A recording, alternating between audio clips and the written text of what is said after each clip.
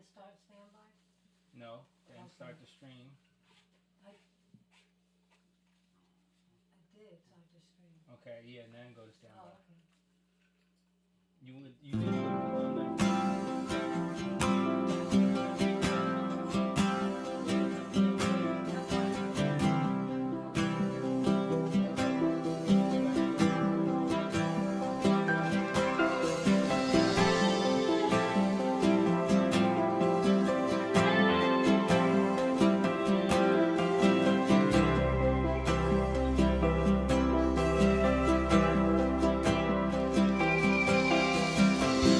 Come to your garden, I eat from your tree, I step in your river, and it takes me deep.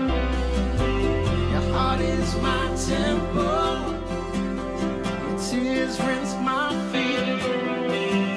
I walk out, I'm able to carry your peace. It reminds me of a song that I heard long ago. Maybe I've always known that you were right there. A simple melody playing over and over in my dreams.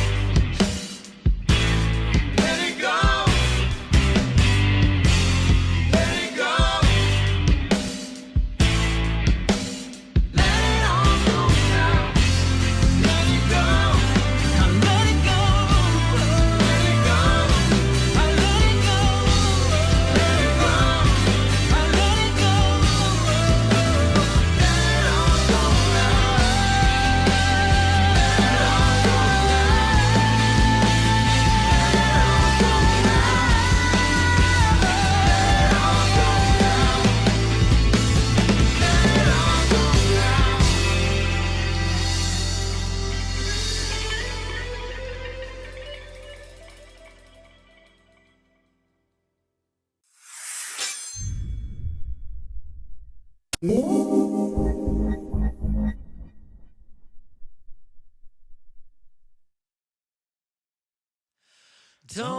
cry no more, my dear. Don't you cry no more. I'll be waiting here, my dear. I'll be at your door. Do you hear me knocking? Do you hear my drum to draw you from your fortress that's been overcome? 'Cause you've been hiding in the shadows of the rubble and debris, and you're still living through a battle. It's been done for many weeks, but listen for the sounds of restoration coming from the streets. Let it remind you you're still alive.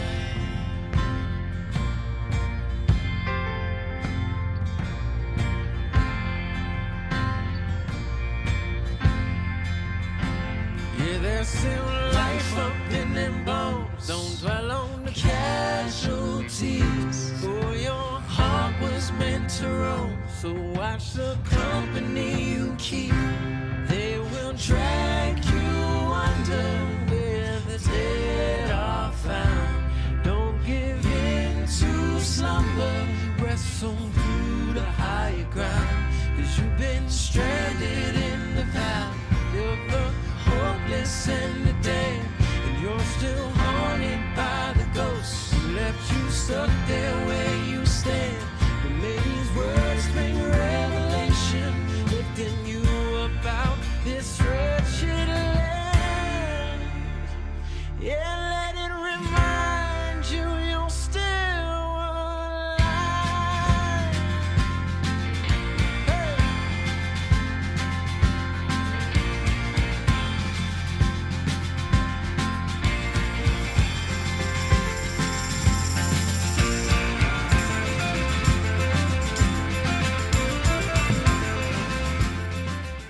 Yo, don't got a microphone. What's up, everybody? We are live on Tuesday night here in the Lion's Den. I got the brothers with me, and you are watching Young Lion TV. Let's get into it.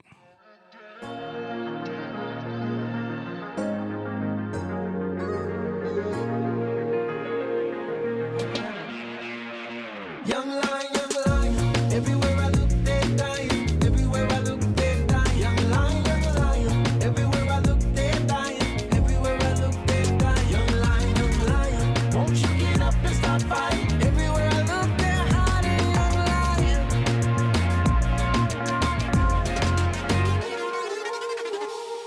Yeah. Young Lion TV in full effect. We're here on a Tuesday night. Gonna talk about some stuff. You're in the Lion's Den with the Young Lions. Shout out to all the Patreon members who are tuned in. I see Lisa already said hello, beautiful family, positive vibes, and blessings to you all. Blessings to you too, Lisa. Thank you for watching. Make sure you guys share this video and like it also. And what? He forgot my mic too. again. Yeah, shout out to those watching. Make sure you like the video and share this. We are here talk about some stuff that's been going on since we streamed last week, but it is the week of Thanksgiving. You know, excited for that. We're gonna be getting together and feeling thankful together. Yeah, I think to speak about Thanksgiving. There is something that annoys me a little bit. Okay. This new thing, the Friendsgiving. Oh yeah, people been doing that a lot. It annoys me just because we always take away meanings of things. Mm-hmm. You know, and then it becomes meaningless. Right. And then you just throw on other stuff to Right. make yourself feel like you're doing something. Because you got to feel like you're doing something. Right. To have some kind of meaning in your life. Yeah, we don't honor the tradition of things. We always want to do a spin-off. Yeah, which, there's traditions can lose their meaning, and then they become perverted traditions, right? So I think like even that, like you have to cultivate it. Yeah. You know, you have to get back to why are we doing this in the first place? You know. Yeah. So, that's my point. Like, we lose the meaning, and then we start going off and doing all these weird things. Yeah. That are pointless. Yeah, I agree, man. It's the Friendsgiving thing is a little bit annoying to me when people talk about that. But the label. Yeah, the label You for started sure. hearing it a few years ago. Yeah. It's like, I don't know. People always got to come up with something different. They can't just, honor traditions. But let's do the intros before we get into stuff. So I got with me, of course, my brother, the Asian brother, the coolest Asian in the world. Mr. Simone Chang is with us today. What's up? And he's rocking the Young Lion hat there. I know he's happy with fresh off an Eagles win on Monday night last night. Yeah. Yeah. Was it a good win? Because I know you guys been saying It was the same par type for of the course. Yeah. When we were at rehearsal last night, we were all at rehearsal, so I wasn't paying attention to the game at all. Yeah. As soon as I was getting ready to leave, I was like, "Oh, let me check the score," and they were down by 10 points, 17-7. And I was like, "Uh-oh." Yeah. But then by the time I got in the car from like packing up and everything, I think they just scored and went ahead. Yeah.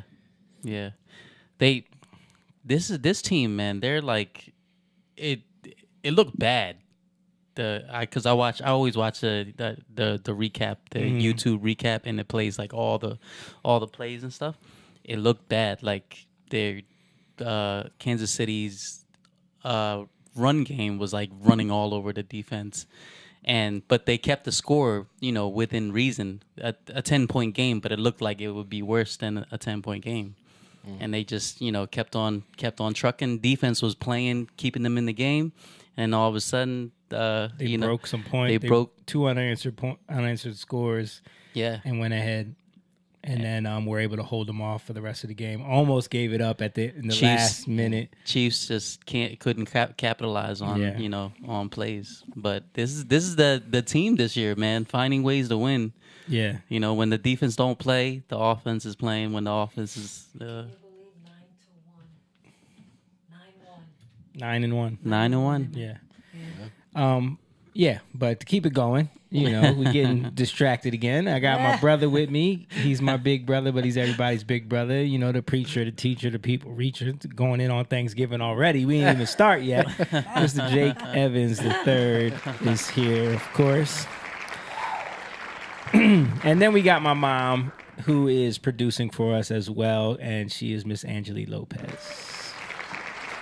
And she made sure to let us know that she is rocking the Young Lion shirt right now. So show everyone. Yeah, the hoodie. She's got the hoodie on.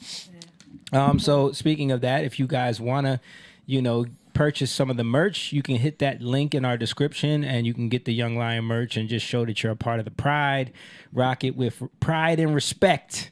As you walk around. I always get people asking me like, "Yo, what's Young Lion?" What's like? I'm at the gym or wherever. Like, what's Young Lion? Yeah. And I just tell them, "Oh, it's my podcast. It's our community." Give them the little scan thing, and then they can check it out. So I've had a bunch of people check it out just from wearing the merch. So it's a good, and it looks cool. Like I think the merch design is like, yeah, I like it. It's very simple, but it's kind of like got its own look. That yellow just pop. Yeah. And it's becoming, brand identity, because when you look at all of our clips, you see the logo on there, and the clips been going viral. So, it's been good.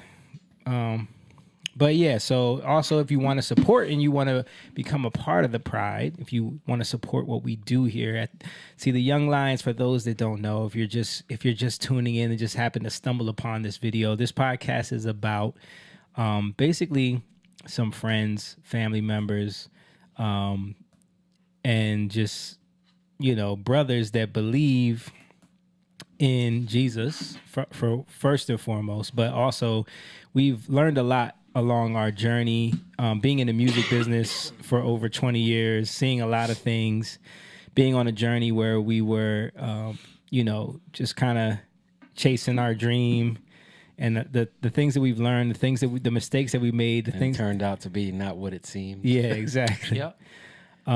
So we like to talk about a lot of stuff that we've learned along the way and kind of show men, more experienced men, to younger men that may not see that a lot. Having conversations about real issues, whether it's politics, culture, life, dating, family, marriage, all those things, just from the perspective of people that want to change culture in a positive way and something that matters and something that will impact the community so that we can change the trajectory of where things are headed in this world. So if that's something that you want to share and get behind, you can become a part of the Patreon by going over there. For as little as $3 a month, you can become a member. And also you can just support if you want to with the Cash App, or you can just hit that like button and share this video and let people know that we're live right now, because the algorithm does not do it. And last week, the stream numbers were lying to us in real time. Yeah. I can't even get on Facebook today. Wow. I don't know what's going on, but it won't. Yeah, it's weird. It's not popping up. Like, Yeah, man, things are weird. So we just gonna keep doing our thing, and shout out to, we got a couple of the other young lions not here right now. James is actually on his way, so he should be here soon. And shout out to Stan, who we haven't seen in a while, man. He had a new baby, so he'll be here eventually though. But shout out to those guys. So yeah, we were talking about Thanksgiving, but I was talking to Carter about this last night because he was saying, we have the song Grateful that's been doing well streaming wise. Thank you guys who've been streaming that song. Gratefulness and thankfulness kind of go hand in hand. mm-hmm. And he was saying, like, yo, would it be corny or too cheesy to like do a video where we talk about what we're grateful for in conjunction with promoting the song? And I was like, I mean, this would be a perfect time to do that because it's Thanksgiving. People always talk about what they're thankful for. Yeah. You talk about what you're grateful for. And, sometimes just thinking in those terms instead of thinking, what should I complain about today? Yeah. Thinking about what am I grateful for today? It can be a perspective shift in your life. It can be a perspective shift in your day where you can start the day and be like, all right, what am I grateful for? That's why people always say, like, be thankful that you woke up. That's the first thing to be grateful for in the morning. So I think that is a good idea. I think we should do something like that. Yeah. I mean, gratefulness is taking it off of yourself, being self-centered, Mm-hmm. and then looking at everything else, right? Other places you can be thankful for. Like, for me, I'm thankful for you guys. Mm-hmm. I'm thankful for our conversations. I'm thankful for your companionship. I'm thankful for Mom over there. Yeah.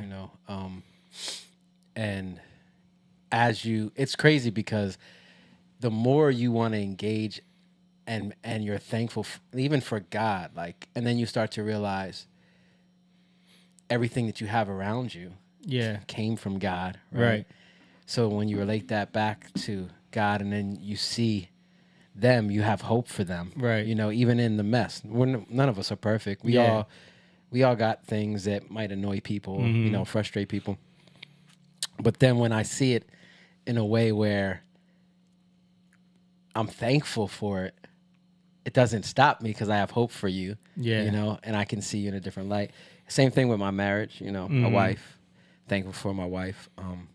So that's a love that continues, right? It's a love that strengthens because it doesn't stop with you. Mm-hmm. If it stops with you, then you're gonna start complaining. Mm-hmm. You're gonna start looking at people and picking them apart, and because they don't relate, you're imaging them towards you only, the way you see it. You're judging them based off of how you see things. But God is always stretching what you see. Yeah. He's always stretching your understanding of things. So I think it's like, this is one of the greatest times to think about that. Mm-hmm. Thanksgiving. Yeah. It's crazy that we even have that type of day. Yeah. Set but like apart you said, the meaning gets lost because it just becomes about eating food and being gluttonous. Like that just becomes the vibe. When you see people posting online, it's just like everything is about what I'm going to eat. You know, greens, beans, potatoes, tomatoes. You know what I mean? You name it. And then stupid memes like, you know, which house you gonna go to? Yeah. The White House or the Black House? Right. Who makes the best yams? You know. So and the meaning of like we're coming together in thankfulness. Yeah. Thankfulness for our family, thankful for our lives, for whatever opportunities we have going on. And I was thinking about that the other day too. Like even like with this podcast, sometimes we feel like complaining about, you know, the way the shadow banning works, the way the algorithm works, the fact that, you know, we don't get, you know, thousands and thousands of people sitting in here watching the stream, but it's like, I'm grateful for the few that come in here every week and really support us and appreciate what we have to say. I'm grateful for the fact that we can even do this. That God has given us the ability and the favor to be able to set up a live stream on our own. Yeah. Never like we just figured this out on our own. Yeah. And mostly you. But I mean, but we all learned how to get the cameras going. Yeah. You know, we all learned together. And the fact that we have this equipment. And I never ever thought that I would be doing this. Exactly. Grateful to have, you know, always have. I mess up a lot, but but listen, we all do. But and even when we mess with you about that, it's never in a frustrated way. It's always in a tongue-in-cheek way, because it's like we appreciate the fact that you're even trying to do it. You know, you're here and you want to do it. Yeah, and you want to do a good job, right? And it's been a year. November is when I started. Really? Wow, that's amazing. Amazing. So it's been a year that we've been in this studio, then. Yeah, because that's when you started doing it. Yeah. Wow. And even that, the fact that we could do this like in here, and I was thinking about that when I was looking around the other night. I'm like, man, like we have all of this equipment. We have, you know, all of even the music equipment that's just scattered around here that we just take for granted. Yeah. Like, it's so many things that you can take for granted. Like, yeah, I know. Like, we were talking about earlier about all our mistakes. Yeah, you know, trying to live our dream, right? But then I said it's not really what it seems. Yeah, because you try to live up to the thing that you've been given. Yeah. And I'm saying given because people give you this image, right? Right. You got to do this, and then you think you got to live up to it. But then you realize that as you keep trying to live up to this thing, it doesn't love you back, right? It's a false image. Yeah. Yeah. It's a sad, sad day when you find out you've been standing in your own way. Right. It's not a real image. Right, so you're trying to live up to this thing, and it falls apart. Right, every time. Like you try to do it, you put all this effort into it, and it's like you realize if you're honest with yourself, yeah, you realize along the way, what am I doing? You know, like I don't like this. I don't like this thing I'm turning into. You know. Yeah. If you're real with yourself. If you're real with yourself. Shout out to Theris, one of our Patreon members. Said, "Hey family, sorry I'm late." No, we love you, Theris. Thank you for joining us. And I see Josiah Barrow just gave a wave. What's up? Thanks for watching. Make sure you guys share the video and like this video. So I want to get into the first thing. First thing we'll talk about is what you sent me. Let's go there first. Okay. So this was kind of like going in the direction of like you talking about women and voting and it's a little bit of all things. So let me just disclaim. Okay. Throw a disclaimer out there. All of these people, I don't agree with everything they say. I don't, okay. You know, these are just videos that we can talk about and kind of play, react, discuss. Yeah. Yeah. Okay, so the first video here is an Instagram video from Mindset Vibrations. Let's just play it. You believe in the universal law of attraction. Because if you don't, you're about to. Because for No, 22 not years, this. I never believed I sent in this to any of- you. This was. Nah, sent you this- said it. I Oh. sent this to you like 2 days ago. Oh, dude. for real? Yeah. This is too heavy for. Okay. Yeah. So 'Cause- I didn't see it when you sent it before. Oh. This was like right in with all the other videos. So. No, I sent it to you Okay, 2 days my ago. bad, my bad. This is Let's- about the law of attraction. Okay. I thought it kind of went with everything, so I didn't know. Yeah, no, this is about the law of. I mean, you could play it, but it doesn't really go with.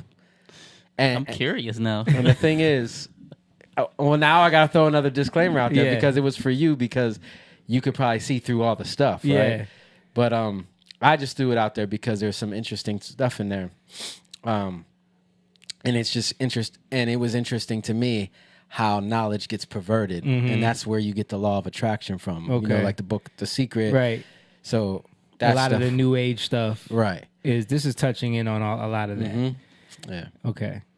any of that spiritual mumbo jumbo until one day I found a law in the physical universe. It's called constructive interference. And it says that when two wavelengths of equal length meet, the size of the frequency doubles. What this means is that you can get energy from conversation. You can get energy from the people around you, or they can take energy away from you. And so I started to go down this spiritual rabbit hole, and I found a research project called the Spain Scale of Emotion, SPANE. Researchers were able to take 25,000 subjects and put them in a room, and they were able to measure the frequency leaving the human body. And do you know what the most powerful frequency to leave the human body is? The frequency of authenticity. Authenticity is 4,000 times more powerful than love. Do you know when authenticity happens? Authenticity happens when your words are truthful and you believe what you're saying. The frequency of authenticity. Where do they get that from? Like, I guess in terms of science, there's frequencies that you can measure right. in terms of atmosphere, right? In terms of like when people connectivity, Right. with between people. That's what they're talking about.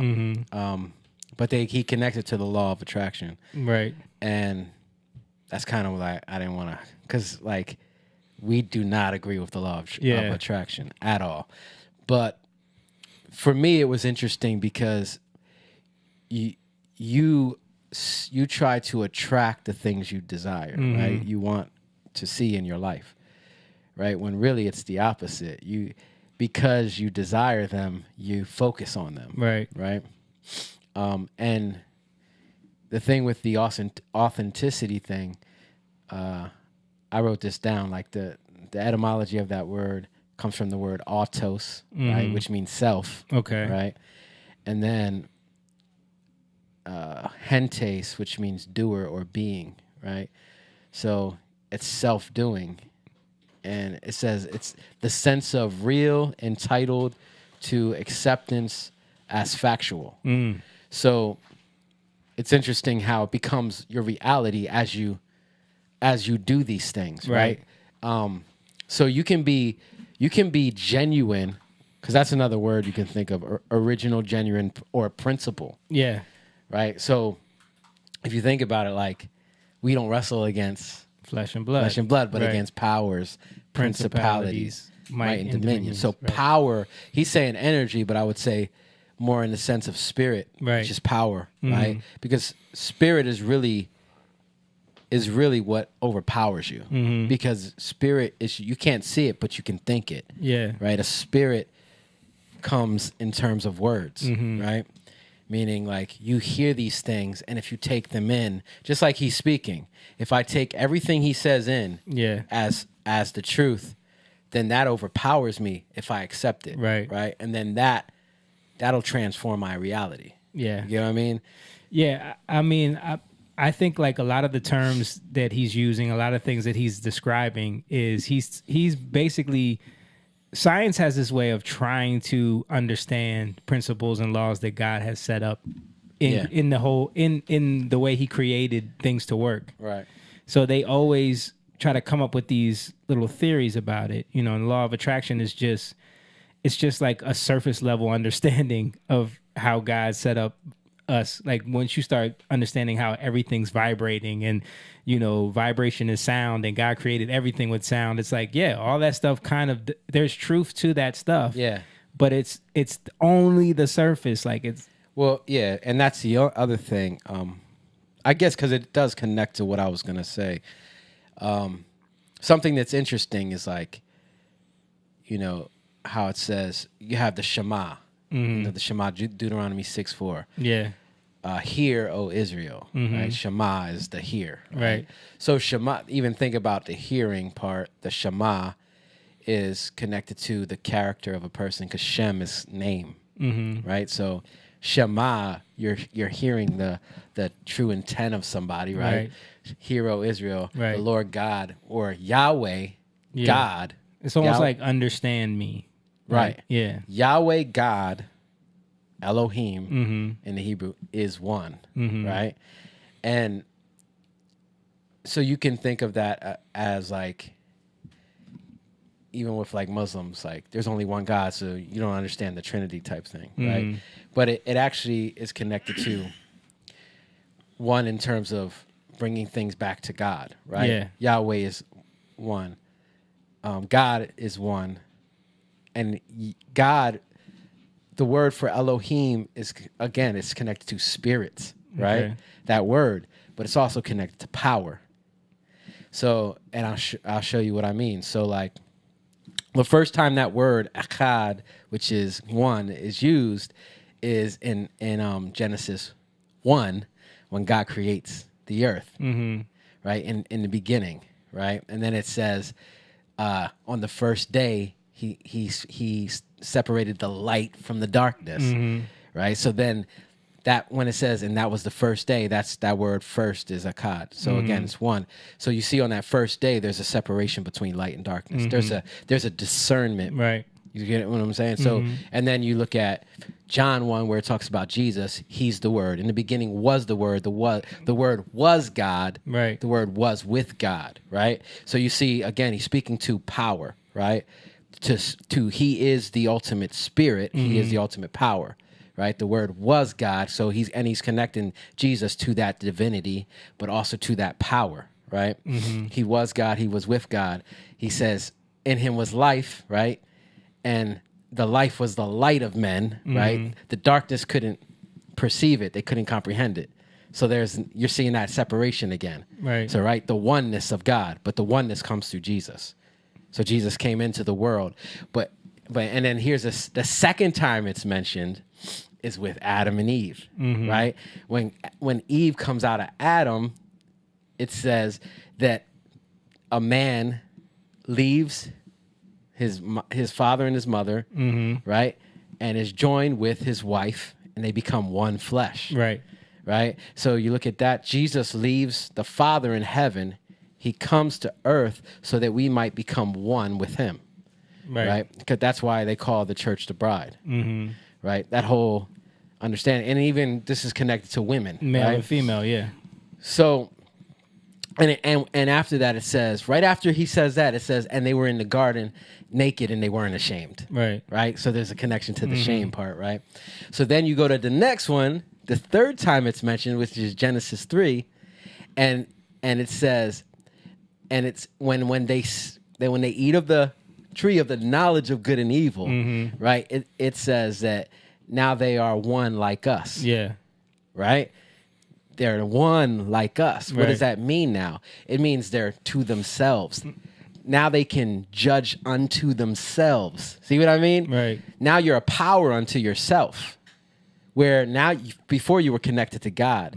So now they see themselves and they see themselves naked and they're Right. ashamed. Right. You know what I'm saying? Like, that's crazy to me. Yeah. So now you see the inherent problem of everything Yeah. that humans go through. Right. Because now we're not one with God, we're one to ourselves. So now we become gods to ourselves in terms of power, right? That's why men overpower women, right? Or men can use that power if they love women, and they can bring comfort, joy. Yeah. Like even in terms of fire, like we talked about that before, right? How fire brings comfort, food, right? You can cook food on the Right. fire. There's a lot of things with fire, right? Yeah. So men are power unto themselves, but the problem is, to the measure that you measure, it'll be measured back to you. Okay. Right? Meaning, however you see the world, that's how you'll be judged in the world. You're going to have, that's your reality, but you're also going to be measured by that reality because you've set yourself up as a quote unquote God or spirit unto yourself. Right? But then you had gods that were powers, right? In the ancient days, you had gods that were powers that they saw the power and then they gave themselves over to that power. Yeah. And those were the principles, right? The principles, the principalities, you can say. Those are the principles, the principalities. So there's always things in your mind or even people speaking that are trying to, if they're self-intended, right? Self-ambitious, selfish, self-intended, then they're always going to try to bring it back to themselves, right? They're always going to try to overpower you. Most of the time it's with intellect. Right. It's with what they say, right? But it also condemns them because everything you say shows what's really in your heart. But us as human beings, it's hard for us to see that. So we're focusing on the outside, what people do, right? Right. If that makes sense. Like, I said a lot there. That was a lot. That was a lot. Where were we going with That this? was a lot. But we're going with that because what we're talking about here is about, he was talking about energy. Right. And he was talking about power. And he's talking about the law of attraction. See, if you think about it in that way, it's a principle that can rule over you. Now, if I hear it that way, now my desire that I feel in me, I feel is good. And I have nowhere to mirror that in terms of who can hold me accountable. Right. Who's my true weight of measure that I can look to as my example. That's what Jesus is for us. Right. Right? He is our true example. He's our true weight of measure. Right? When you have a scale, you need the true weight, right? What's it? The counterbalance, right? And then you put it on and now you know where you stand. Right? So Jesus is that for us. When you don't have that, you only have yourself, or you only have others that you see. And if they're a bad example and they're speaking these things to you, well, you've just fallen for lies that you think that are true. Now you're going to live out that reality because you think it's true. Even if it's authentic to you, it's not really authentic. Right. And that's what you see happening all over social media. That's what you see happening with, a lot of these, the stuff we're about to talk about, the feminist stuff and, Right. And again, so it's connected to how we as humans need to submit to God, right? Yeah. And we have to submit to the right God.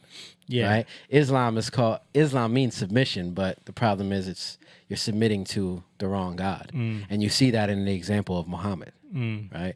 If Muhammad, why would I submit to a God of Muhammad when you see all the things he did, right? I'm not going to go into it, but so there's the submission part is right, but you have to submit to the right God. And when we do that, we start to see our lives flourish. It's interesting because the other day, James, shout out, first of all, let's welcome James. He sat down in the middle of that long discussion. And yeah, man, thanks for being here. Thank you. How's everything going? Good. Everything's good. You ready for some Thanksgiving? I'm ready, man. We were talking about that a little bit. Nice. But you sent me something the other day where David Icke was talking about his ideas on like what reality is and how everything is pretty much designed as a giant computer software program, and we experience that through this interface that is our bodies and our brains. That's how we interface with this reality, this realm that is essentially layered over what the true reality. And you can see that mirrored in the way we design things, the way we design VR now, and the way we design video games, where it's like if you put on a VR headset and you hold the controllers, you're trying to offset two of the five senses that we use to interface with this reality, to kind of give yourself this alternate layer of reality on top of this reality that you can escape into. But that's just a like a sad attempt at creating what this reality is. It's a temporary fix for a long time problem. Right. Well, not even that. It's just like just thinking of it as in like humans are obsessed with trying to replicate what God designed, you know, but we don't understand it in that way, especially in science. It explains it as in like, you know, we think that the hardware of computers and the quantum computing that we've created is so sophisticated, but yet we can't understand how these biological machines that we walk around in every day completely operate, you know, totally self-sufficient, you know, like if you think about a VR headset, like if we were to enter into a reality where we could all live in the metaverse, for example, right? But we have to get into this pod and the pod has to be hooked up to electricity and you have to go in there and you have to, you know, you still would have to leave there to eat and sustain your own life and everything. But the way we've been designed, the way we are designed to interface, our spirit is not in this reality. Our spirit is outside of this reality, but interfacing with this reality through our bodies. Right. Right. So it's designed in a way where we don't need any of that. It's like the most advanced, sophisticated computing system or interfacing system, because as soon as you die, you're totally unplugged from this reality. Right. And you have to face the truth. Right. But that's the same thing. Like, again, speaking about if you're like a God unto yourself type Right. thing, right? Yourself, like again, Adam and Eve, they ate the knowledge, they ate the But fruit of the he knowledge. went into that a little of the bit, which tree, and was interesting. Yeah, they ate Yeah. that fruit and they became self-aware. They Right. became self-conscious. Right. Well, what comes with self-consciousness? Anxiety, right? So now you're self-conscious. Fears. Now you're ashamed, right? Ashamed. You see They you're were naked. ashamed of being naked. Yeah. Why weren't they ashamed before? Because they only knew to trust God, right? The moment they didn't trust Him, Yeah. sin came Yeah. in. And what is sin? Sin is literally the power over you Right. of every law, Right. of the laws, right? So now you have to live. You can't live up to the law because you just failed. Yeah. You know what I mean? But the laws are there for a reason, right? To bring peace, to keep peace, right? Right. Laws are there to keep the peace, Right. right? So if now you don't understand those laws, if somebody wants to, which is what happened in the garden, right? Right. Somebody wants to rule over you, well then they gotta cause you to trip up on that law, Yeah. right? And now you fall. And in that, now you are shamed, right? Now you have anxiety. So how do you get out of that? You need because the opposite of self-consciousness is comfort, Right. right? It's comfort and it's confidence. So now I need to feel confident. I need to feel comfort. So Even that term, think about it, self-consciousness. It's like the the awareness of yourself. Self-conscious. It's like yeah, being completely aware of who you are, Right. and not being oblivious to who you are. Right. I don't so your think- focus is not somewhere else; it's on yourself. right. And I don't think that we were ever meant to be like that. As we were created, I think we were always meant to be seeing ourselves through our Creator. Right. Right. And God is self-sufficient. Right. He's self-conscious in terms of like really self-conscious in terms of everything comes from Him. Right. All creation comes from Him. He's self-sufficient. He doesn't need anything. Right. But we're not like that. We need Him. Well, that's interesting. So think about the concept of like, what if you never were able to see your reflection? You know, what if we were never able to even know what we looked like? Like that was impossible for you to see what you look like. Actually, there would be no opportunity for you to be insecure about things. There would be no opportunity for you to be self-conscious about your physical appearance in those ways. Right. You would have more opportunity to only focus on the beauty of everything else, of God's creation, Yeah. to be more appreciative of where we came from. Right. But as soon as you become more self-aware, self-conscious, you start to raise up fears, anxieties. You start to fall into wanting to please others. You start wanting to look for your social group to build comfort. You start looking for comforts. Yeah. You start putting on makeup. Yeah, and putting on makeup. You start looking for clothes to look fancy. You start trying to smell good. All these things. Yeah, and it's interesting how, like, with that connection between Jesus being the bridegroom and then the church being the bride, and then you have this counterfeit type bride mentality where I have to beautify myself on the outside. Right? Jesus said it's not what goes into it's not cleaning the outside of the cup. Right. When you you have to clean the inside, right? Right. It's not what goes into the body, it's what comes out that defiles you. Yeah. So it's really what's inside, right? But but nobody's looking at what's inside, but God is, right? Right. Everybody's looking at the outside. So we were talking about this last week. So you Yeah. do a couple things and they seem good to people and you call them good. Yeah. But you don't know their motivations. You know, you don't know what's inside. And a lot of times it's selfish motivation that does that, right? Unless they have God, where like it's selfish until you can see yourself through God. Yeah. That's crazy. And that means you have to submit. And the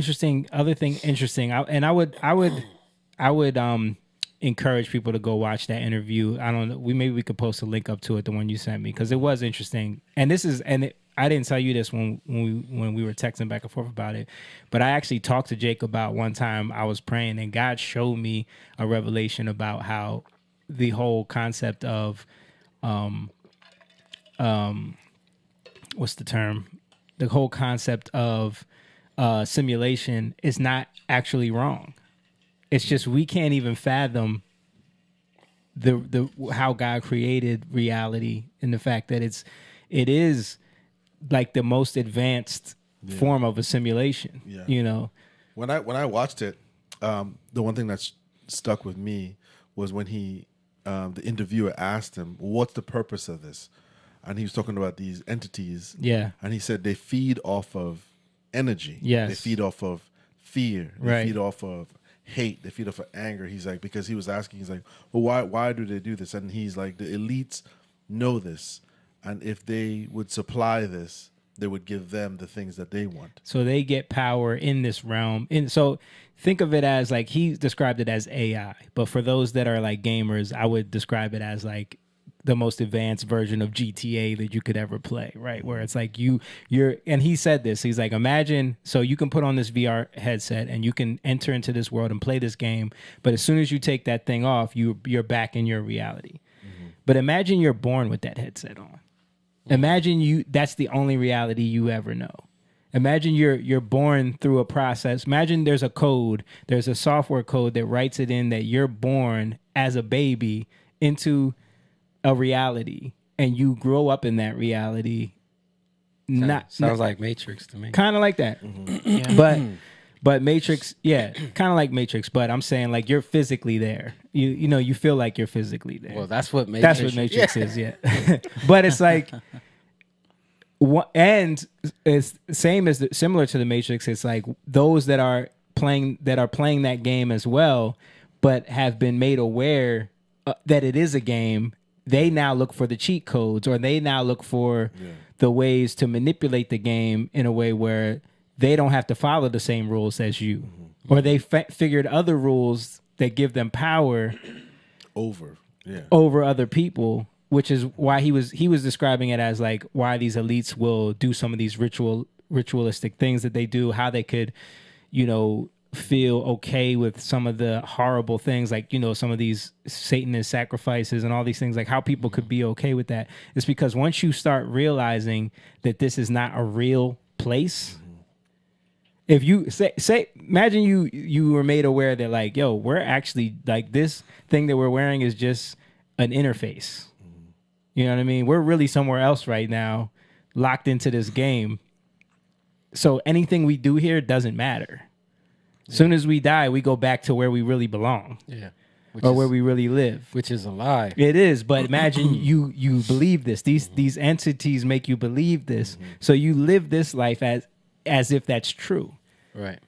But again, what is that? You look at James 3, it says that wisdom from above is first pure, right? Right. First pure. then it's peaceable, right? I'm not going to go into all of that, but the wisdom from below, right? The wisdom of the world is it's really two characteristics that are important is selfish ambition, right? And it's envy, Right. right? You're selfish and you're envious. So you want power. You want what other people have, right? So you're always looking to get what somebody wants. So now, what does he say? That there's somebody who's coming to kill, steal, and destroy, right? People are coming to kill, steal, and destroy. Jesus says, I have come that you might have life and have it more abundantly. Right. So that life is his life. It's power, but it's harder to see because it's inside, right? It's easier to take from somebody, right? But you can't, no matter what you take from me, you can't take away my faith and trust in God. That's not tangible. Right. Right? You can't take away, like I was watching this thing with this guy who was in witchcraft and he was getting abused, right? And he became a Christian, right? He like was in witchcraft, but then he went into the occult. I'm not like he was in Rome, like it was crazy. Yeah. I'm not going to go into all of it, but he was a teenager. He was getting abused, right? So that they could get his power. They wanted to break him. But for some reason, they couldn't break him. And it had nothing to do with him. It was something that God did, right? It was something that God had kept him where they couldn't get into this one place. Right. It was kept sacred, right? Those are the things you can't really comprehend. You know what I mean? Like those things, how does that happen? Right? And how somebody who were so far gone, had all these crazy things happen to him in his life, right? Unimaginable. But yet it takes, how did he get saved? A young 19-year-old girl, right? Just does what God says and he turns his life over, right? And of course it was a process after that, right? Because he was so deep in it. But these things are like, no matter how far gone you are, God is right there waiting. Like the love story of who God is. And that's the beauty of it to me. That's the beauty of the bride, what I was talking about, where it's an internal thing, right? The beauty is, and the greatest strength is that you can't break me. But the thing is, it's really not me. Yeah. You know what I mean? It's not that, it's not my confidence. It's the confidence I have in God. If you look at the old martyrs from the first century, they were being killed, right? On stakes, being burned alive. Yeah. They're being burned alive. Crucified upside down. They're being burnt alive on stakes and singing as they're being burned alive. Wow. To God. See, that's like, imagine you're being burned alive or you're watching or you're seeing this stuff happening and you hear these people singing. Like that's, dude, even them going through that was what brought so many people to God in that time.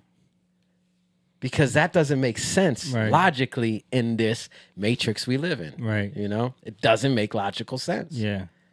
That's more powerful than a sign of magical power. Right. Like, to me, people are looking at it in that way. I'm not saying those things can't happen, and they do happen. But the greater power is stuff that happens within. I think it's the foolish things that confound the wise. Right. Those are the things that are more powerful. The stuff that's happening in your heart. You know, the things that hit your heart that nobody can explain. That's the crazy stuff. You know, that's where the beauty is to me. All right, let's keep going. Let's get into some of these videos you sent me. So I think this is the first one. You pull this up, Mom? Tomorrow say you have no rights, you don't have any anymore, and there's nothing you can do about it. How would that happen in America where we do have democracy and we're not talking Well, if men tomorrow say there's no democracy in America, there's no democracy in America tomorrow either. Okay, so if that's true, if men are the enforcement mechanism, why does that then mean that women's equality is a bad idea? Because women have no way to enforce their rights. They have to use men to enforce their rights. So since they have to use men to enforce their rights, they don't really have any rights because all their rights come from men. If men don't like the hand that they've gotten, they don't like the nation that they're in, they don't like the government that they have, they don't like the circumstances they're in collectively, that they can overthrow the entire nation, for instance. Can you point to a country in history you can ever think of where women have collectively overthrown the nation with force?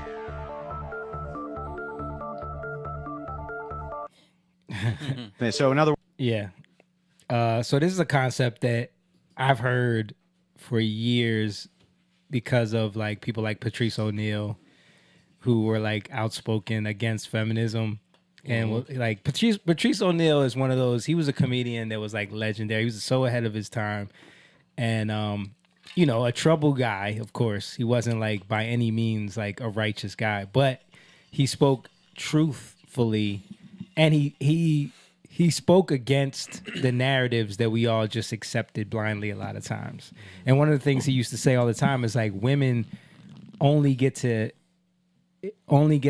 live safely because we allow them to. You know what I mean? And sometimes they take that for granted.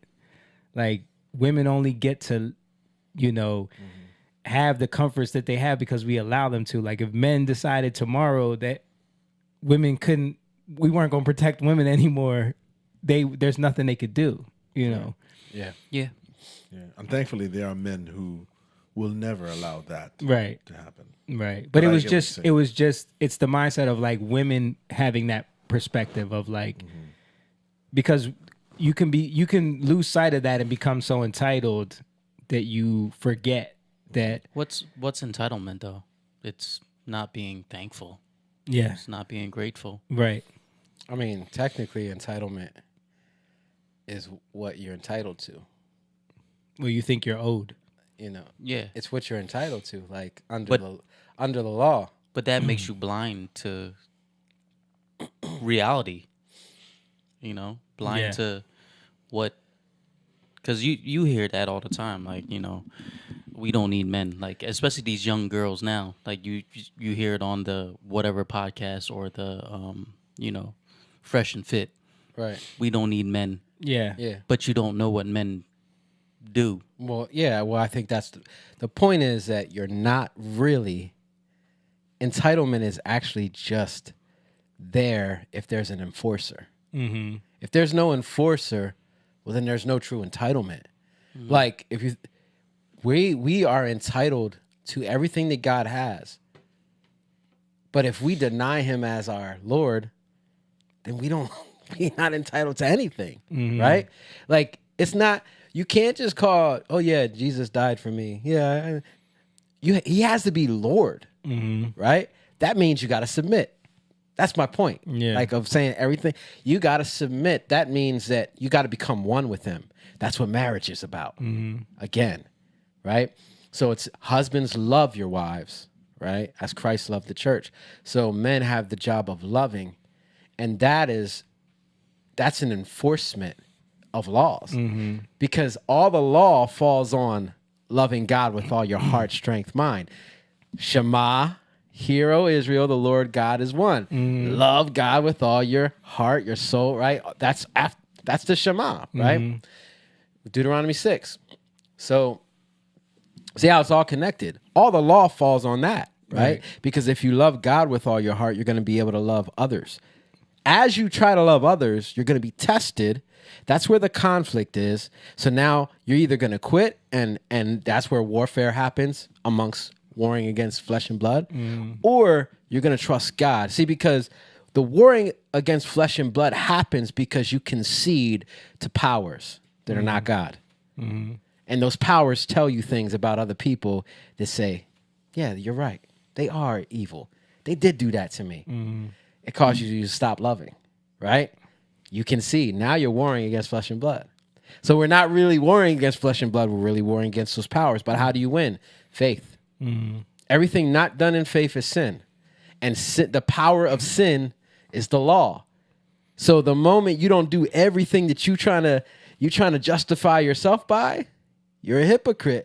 Now you can be judged, right? And those same principalities that want to lift you up, they want to take you down, right? That's what happens all the time. Isn't it interesting how everybody loves a Western? Yeah. Well, what is that whole concept about? It's all about on the edge of the law. It's the edge of enforcement, right? You always have these U.S. Marshals, right? The U.S. Marshals or the sheriffs, right? But yet there's not a lot of force. It's only them. So they become these superhero strong guys. They got the guns, the twirl, you know what I mean? That's what it became. Right. Because in the Wild West, there's not a lot of enforcement. You're on the edge of society, right? You're on the edge of the law. Again, you see it when you go out there. Yes, that's U.S. territory, but yet the law is not what it is, Right. in places that are established Because it's already. not established, yeah. Yeah. So like, you know, all the stories about those people, what's it called when they traveled from into those the lands out there? 49ers? Pioneers. There you go. You had all those pioneers of people, and They had the 49ers, dude. yeah, it is connected to the 49ers. Yeah. That's where that name comes from. Those are the gold, Yeah. the gold rush people. Yeah, but it's all they're all kind of connected. San Francisco. He thought I was 49ers? talking about football. Because you're right, because the gold rush actually inspired people to start traveling out there too. Right. Searching money and gold. Right, but again, even that, you're on the edge of society, right? Right. So you're on the edge of establishment, right? So you're going to places that are under the law, but you got to go there and deal with Indians, Yeah. right, or Native Americans, Right. Let's be Indians. politically correct here, buddy. You got to deal with a lot of people, bandits. Yeah. He's Right? half Indian. Right. You got to deal Real with the Indian. bandits. Wildlife. You got to deal with wildlife. Yeah. You know, your life expectancy goes down Yeah. when you make that travel. A lot of people didn't make it, right? Along the way. A lot of things happen. I saw like people were like, even just crossing the rivers, people would die. Yeah. Because you don't realize like Hypothermia. even swimming wasn't as like people didn't know how to swim, just like Yeah. people didn't know how to read. Right. A lot of people didn't know how to swim. Yeah. So just crossing a They're wearing river. giant gowns. Yeah, right. Right. But I'm sorry. Go ahead. no, so just to wrap this up, so my point is that anywhere you go, entitlement doesn't matter, even though it's a part of something, right? You have to go and cultivate the law there. Right. You have to get in harm's way, and when it's not there, you recognize it a lot more. Yeah. Right. But once it's all settled and established, Things are established. Entitlement is easy to rise up. It's Yeah. easy. What were you gonna say, James? No, I saw that video. I see a lot of this stuff on TikTok, and right now, it is. I get what he's trying to say, but a lot of these guys, what they're trying to do is they're trying to crush women's souls. Put women in their place. Yeah, Yeah. they're trying to do. That's what they're trying to do without any explanation of. Yeah, absolutely. This is why order, from a biblical perspective, needs to happen because Yeah. godly men and righteous men keep men who want to suppress women and control them, because absolutely that's what they want to do. Keep those men in check. Right. I've seen so many. For some reason, lately I've been watching videos. I guess it's popped to my feet, and I find it interesting. It's a lot of crime in foreign countries, right? Not that those countries are worse than us, because there's plenty of crime here. Yeah. But it's a lot of petty crime, which we would think our society has left behind. We just don't advertise it as much. It happens here as much. But one of them was in Brazil, and it was a man abusing a woman on the side of the road. Okay. And he's going in physically on her. He's slapping her, and he's really assaulting her. And she's trying to get away from him, but she's just not strong enough to fend him off. Yeah. And as he's doing this, a bus. This is real. This is actual footage. A bus passes by. The bus slows down, and men are yelling out the window, "Stop!" He turns around and gestures to them in a come on, do something about Yeah. it. The bus stops, and about five guys ran out. And all of a sudden, the guy who was beating that woman, and he was bravado, and he was F you, whatever Right. he's saying in Portuguese, cowers to strength. Right. Because it took other men to show him when he did that, the bus stop, and that circle of guys ran out and put him in check. Right. And I don't think a lot of people understand how it works. There are absolutely men who want to do this, and there are people who want to do this, but it takes certain principles and certain men who are tapped into that, specifically the godly perspective, to want to defend and keep those other men from doing that, because that's what they would do. Right. You know, so as I began to watch these videos, I don't think those things aren't interesting to specifically women like her. Yeah. They don't look at, oh wow, I really don't have any. They just know that I'm going to espouse these talking points. They just regurgitating talking points. Right. But they're not really looking at, it is dangerous out here. Yeah. And it is other people who practice these godly people. Just like people said, defund the police. And when there's actually, when the police said, okay, fine, go ahead, have at it. Yeah. And crime started happening, they're not going to show the little old lady or the old person or the young person who we do need the police. Right. You know, because the narrative is, now people are like, bring the police bring back. the police back. Bring them back. Right. Just like if women realize Say that we don't need men. men aren't protecting them anymore, they'd be like, you know, we need men again. You know. Yeah. And it goes back to what I said earlier. To the measure that you measure, it'll be measured back to you. You're not taking into account all these things, right? Right. So and you're taking on responsibility that you don't really know how to take on. And when you take on that responsibility, you're measuring yourself as able when you're not really able. So now you got to take on whatever comes with that. Yeah. Right. And that's where the issue comes in, because now and then when things happen, you're looking and running around looking for some help. Right. And because God is a gracious God, he's going to help you. Yeah. But it takes you to be humbled to actually now submit to the thing and say, yeah, maybe I went too far and thought I was better than I was, or I didn't take into take account everything into account. Right. Yeah. And that's what accountability is about. Right. Right. Like when true accountability is when we're in our pride, right? And that pride is I saw this thing with this soccer player. He's supposed to be one of the best left backs, right? And he said at one point, because of how people viewed him, he was on Real Madrid for a little bit. I forget his name, but he was from Holland. He was saying he viewed himself as God, as a God, right? And that's my point. He said, but the thing was, he had no bearing on reality, because his reality was, well, they're giving me all this money, right? They see me this way, so I got to see myself the way I see myself, right? And he got smacked in the face, like, with reality. He was terrible. I mean, he was doing a lot of things that got him into harm's way. Oh, okay. So eventually he lost it all, right? Lost it all badly. Wow. Right. So all that potential means nothing if you don't have the character, right? You have to have the character. The character is what causes you to be able to do the thing. Most people, they want to be able. They want the power, right? Right. That's they want the ability, right? They want the talent. They want to look like they can do it, but they don't have the character to continue. They want the ability without the responsibility. Right. So character is when you're always able to have the right response with responsibility, right? Yeah. But again, we don't take these things into account. And right accountability will come and say, listen, you didn't consider this. You didn't consider that. And as men, that's part of our job. Yeah. Like, you didn't consider this. Even with our women, like, you're being emotional right now.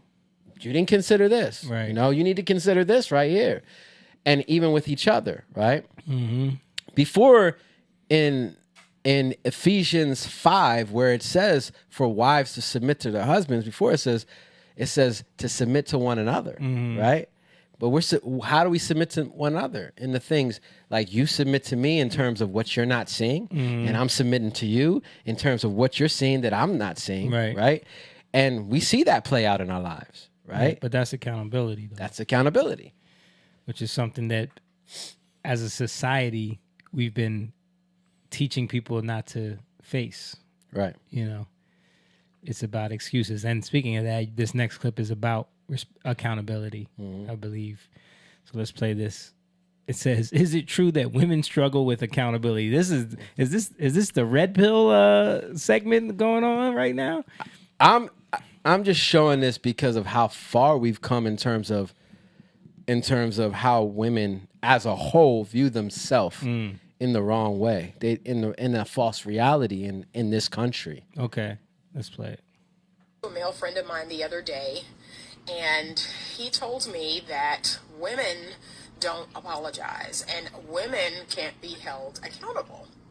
And I began to really think deeply about this idea. And one of the things that came across my mind is, in the last 9 months or so of me being in my private practice, I have myself experienced many women, whether they came in as a couple or they came by themselves, they very abruptly discontinued their therapy.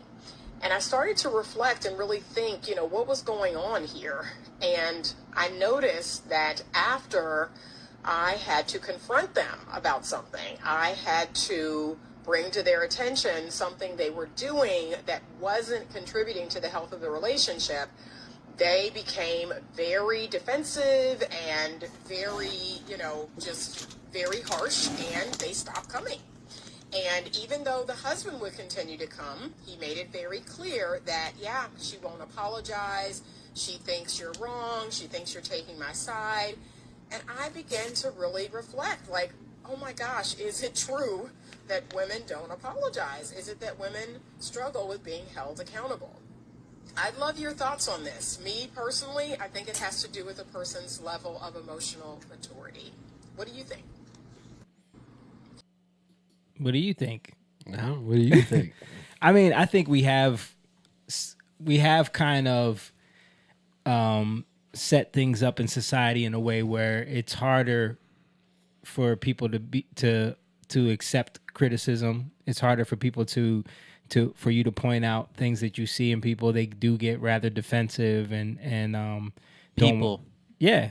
I don't think it's just women. I know men and women that don't hold themselves accountable for I was the going to things say that that they too. do. When you Yeah, go away. I don't think it's just women, but I do think that women are protected a lot more. Like, men are smacked with reality a lot more than women are. Like, women can make, in our society, we've set it up in so many ways where women can make bad choices and be bailed out in a lot of ways that men don't have those opportunities. And I think So they don't have to face reality as quick as men.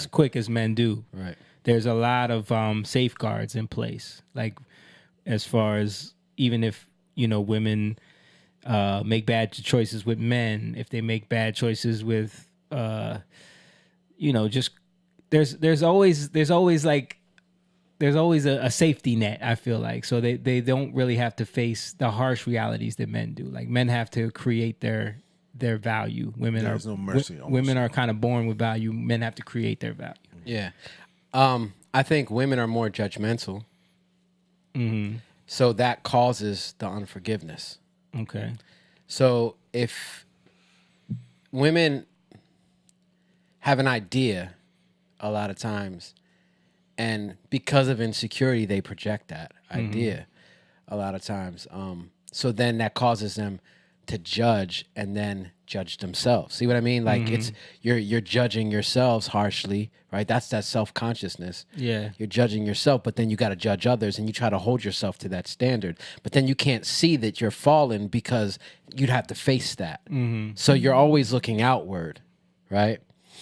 But love is the thing that I think settles that. Like, if you can love somebody, you got to love somebody past those things.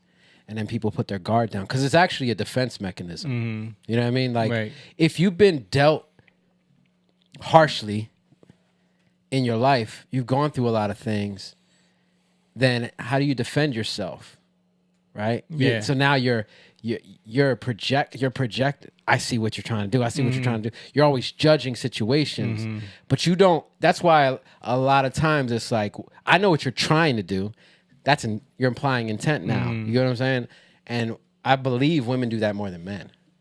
It's funny because we were just talking about self-consciousness and how that's the focus on yourself. But then there's this side of things where it's like self accountability. You have to focus on yourself for where the things that you've missed. Yeah. And that's where we don't do. Yeah. So it's like the inversion Yeah. of what we do. Even in like perverted, like where men are pretty bad at accountability, they still have a level of it. Yeah. To me, where they'll kind of be able to come around each other. Mm-hmm. They still have a level where they'll like check you in a Yeah. certain way from laws that they hold to. It might be pretty bad. Right. But like women won't even do that. Right. They'll be around. They'll have women that they're around, and yet they'll They're talk. friends. They're friends, but They'll they lie really, to each other constantly and then tell the truth. and they when really they're- don't like each other. But you know they what I tell mean? then they tell the truth to other people when they're not around them. Yeah. Right. Like I think. Remember, I'm sorry. Say something.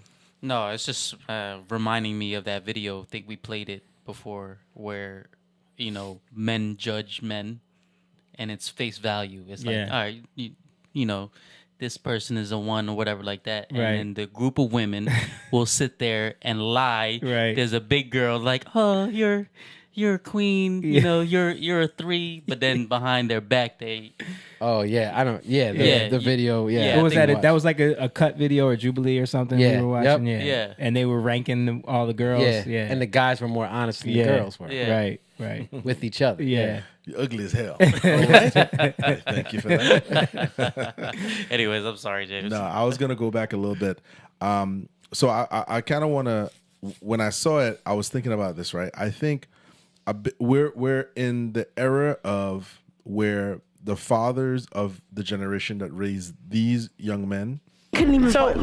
Go ahead. they are the weak men that created this generation.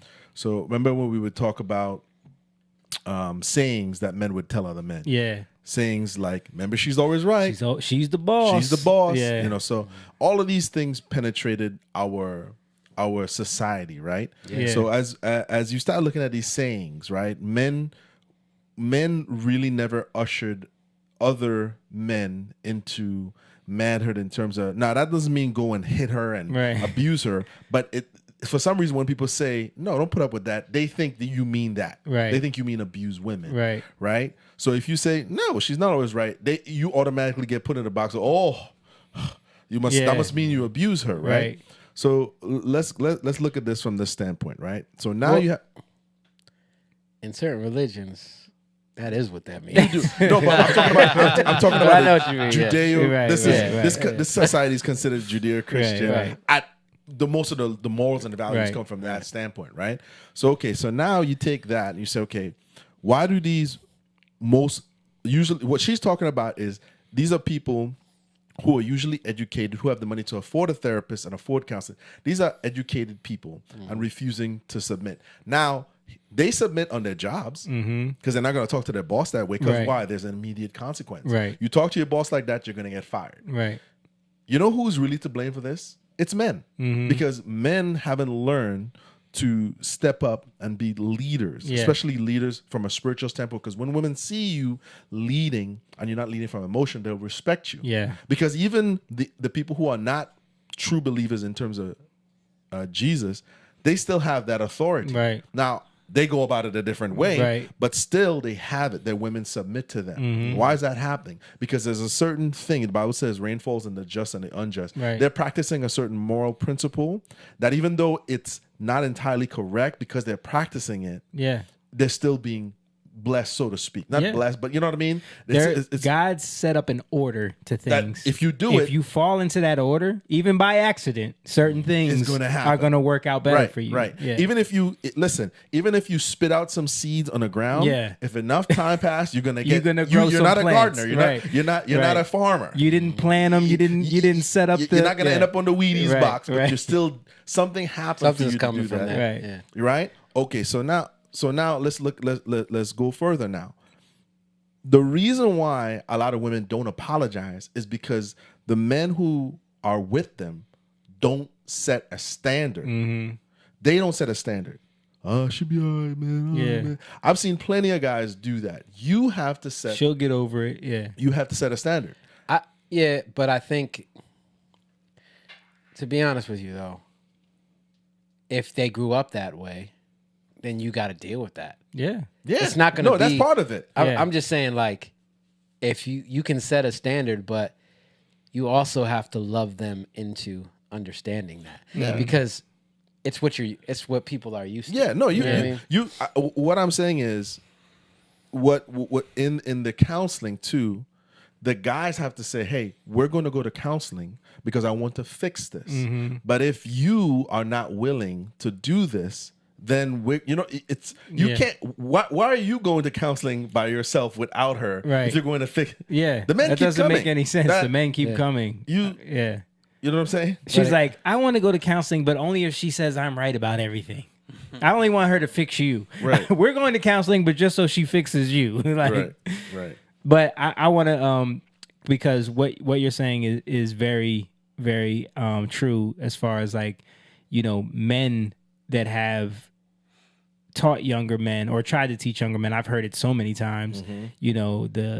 She's always right. She's the boss. The other one is happy wife, happy life. How many times have we heard that? You're literally teaching young men she's in charge. She's the leader. She's the head. Right.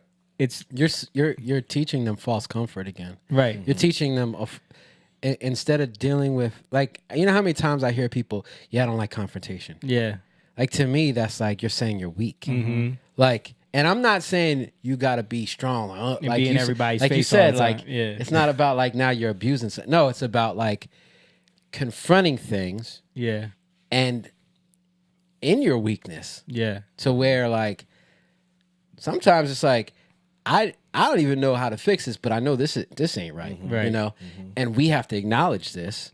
I don't know how we're gonna fix this, but I trust God. And Yeah, and what I was gonna say is like, even if you look at the, what people call the original sin or whatever, it's because it wasn't that Eve. I'm going to be aggressive because nobody wants to hear this. Because it wasn't I'm going to that be aggressive because nobody wants to hear this. Because this video that you sent me. I don't know what just It happened. it's like, come on, let me go. It wasn't that Eve ate the apple. It was that Adam listened to Adam her. submitted to her. right. You know what I mean? But look this is my point, and I think this is what I'm pointing to with women in terms of it says that your desire will be contrary to your husband, and her desire was for that tree. She listened. She listened. She took in the wrong spirit, power, right. and it overpowered her. Right. Yep. And now she's seeing something in a different light. See what I mean? Yeah. She's seeing it actually in darkness, but it seems like light to her. Right? So now you're looking at something as a help, but you were already told not to eat that, right? But you're already given a rule. And if the man would have been like, you can't do that, right? If he would have upheld the standard, like you were saying, then things might have been different, right? Right. Yeah. But that's what I'm saying. Like, so for if people were to be like, yeah, but she needs to be held accountable for what she did. You know what I mean? It's like, no, you're missing. Yeah. You're missing the point. You know what I mean? It's love. Love is the point. Yeah. And love is patient. Love is kind. Right? Are you activating love when you're already dismissing somebody? Yeah. There's another element to it that I feel with all human beings, men and women, and it's I don't want to be the only one going down, so join me, right? Yeah. So the element here is when she did it, this is Eve, she asked him to partake. Yeah. Because she knew immediately what she did was wrong, right? Let's go back to the COVID thing. Yeah. There was a lot of bullying for people who did, you know what I mean? Right. So it's like people feel like, well, I don't want to be the only one. Right. So I'm going to bully people who, Right. you know what I mean? It's like, come on, guys. So it's kind of like where, especially with women in that way, they feel like they don't want to be, so being called out, I don't Right. want to be called out. Yeah. So I rather And put the blame. You definitely see that with, like, I've seen a lot of content where older women will teach all of the wrong things to their daughters. Right. because they kind of don't want to feel Right. like Watch out for this. Right. And they and yes, you could do that, but they never say where I went wrong. Yeah. Men do it too, unfortunately. But why did I pick why did I like what I like? Why am I attracted to certain things that I keep getting the same results from, So But again, what did she eat? She ate the tree. She ate from the tree of knowledge of good and evil. She ate the fruit of the knowledge of good and evil, right? So, and what did that make her? Self-aware, self-conscious. So now you have a self-conscience to where you're always feeling insecure, and now you got to reach for security, right? And if you don't do that with God, it becomes a little crazier because now you're looking for knowledge to secure you. Yeah. And I think like why? Because it's interesting that there's higher divorces in women who have gone to school, right? Who have a higher paying job, higher education. Yeah. Because there's knowledge now that you feel like sets you up. You feel like that's an image of success. Right. And it's not. Because if your knowledge isn't coming from God, then there's a lot of perversion going on there, right? Yeah. And everything has to flow through God. So if you feel like, well, I'm going to do this because if I do this, this makes sense to me. This is going to be a savior for me. This is going to be a deliverer for me, right? This is going to be something.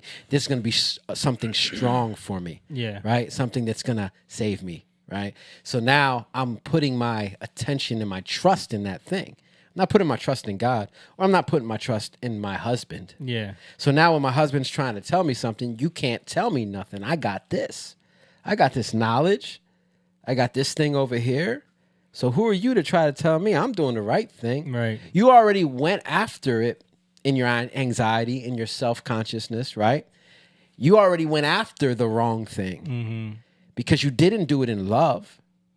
You submitted to fear. I think that's a lot of it. And then if men are submitting to fear, happy wife, happy life. Yeah. So whatever the wife says goes. But if she's submitting to fear, well, then everybody's just in fear. So now you're vulnerable to every attack. And then you're wondering why your household is in chaos. And two, it's like what she's saying, women don't apologize. I think it's with men, a lot of men struggle with, because we know as guys, there's a certain way men can talk to each other within reason that if I come and I curse you out, I don't know what I'm again to a physical altercation. Right. And men don't know how to handle that. So going to a woman to bring up something, the part that she's saying, women don't apologize, it's probably how they're going about it too. Like how the men are going about it. If they can talk to her and say, we need to work through this. I think if you're leading with love, eventually that person who can't do that, your leadership will help usher in that change too. Yeah. I mean, if we miss the point, right? Why are we even having this conversation? So we can have peace. So we can have structure. So we can grow together, right? So things can be cultivated and flourish, right? That's the point. Yeah. So, but if you're saying something and then somebody's attacking you for saying something, well, then they just missed the point. Or if you're screaming at somebody because they did something, you just missed the point. We missed the point. We're more offended than we are loving, like you said. Yeah. And then everything gets missed. Yeah. It's a misunderstanding. Right. I think I made a point a while back in a video about this is the curse of the dating culture. Because when you date all the time, you break up, new boyfriend, new girlfriend, break up, new boyfriend, new girlfriend. You're essentially practicing divorce and marriage in an illegal sense, right? So, your girlfriend does something wrong, you curse her out, she curses you out, you break up, then you come back, you have makeup sex, and you get back together, but then another tumultuous thing. The difference between marriage and all of that is if you really want a successful marriage, you're not gonna agree on everything. Yeah. But you're gonna have to sit down and you're gonna have disagreements on certain things, but it's how you do it, how you do it. Because I've heard people even they praise the struggle love. Oh yeah, but we fight, but we have some good sex afterwards. Right. That's what you're doing this for? Yeah, you know, I always see these young women and sometimes men talking about like I need a toxic relationship. Yeah, like I hear this. that. Like, I hear that. yeah, I need my man to be this toxic, and it's like some meme. This is or what we're something. promoting. Yeah. And I think if you truly want to be married and you want to be a union, you're going to have to figure out and talk to each other in a certain way, because we get used to cussing each other, hanging up the phone. Right. And so we've been practicing this. And now all of a sudden that we got married, we expect it's going to work. Yeah. You've been practicing a certain move, and that's all you know. You know, it's like watching street fights. Yeah. If you ever watch a street fight between two people who haven't trained, it's the sloppiest thing you've ever seen. Yeah. You know? Well, again, that's why like even redefining what marriage is a problem. Marriage is covenant, but when you redefine it, a covenant has to be between a greater and a lesser, right? In terms of how it works. It's not between two people who are equal. Yeah. Somebody has to be greater in love. Mm-hmm. That's why our covenant with God, he's greater than us in loving us, right? A covenant, why does it say husbands love your wives? Because husbands have the responsibility of loving greater than the woman. It's not a woman's job to love us greater than we love them, Yeah. right? It's a woman's job to submit to that love. And if we do love them greater, then eventually and they see that, the right one, of course, eventually they see that, and that apology won't be as hard, because it's like you said, it's their natural nature to come against us. Yeah. But if we love them and we reassure them, even if they're wrong, a lot of times they will eventually submit to you. Yeah. You know? Because love is challenge. Like love is not, when I say we love them, I love you, therefore I challenge you Yeah. in the things that you do. Yeah. And that doesn't feel good. But if you get caught up in your feelings, you miss the result. How many times do we get caught up in our feelings? But the feelings don't define us.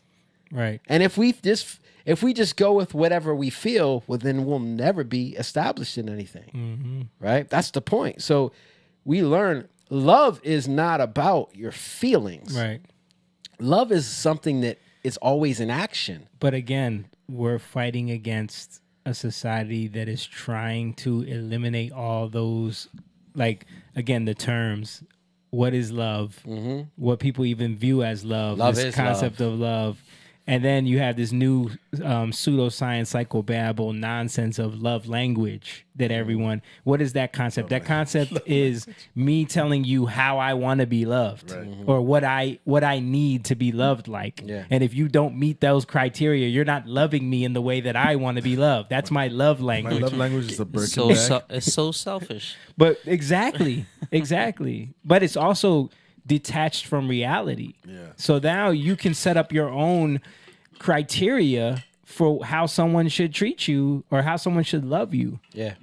So I think that there's truth in that love language thing. I just think it's perverted. Yeah. Like everything else.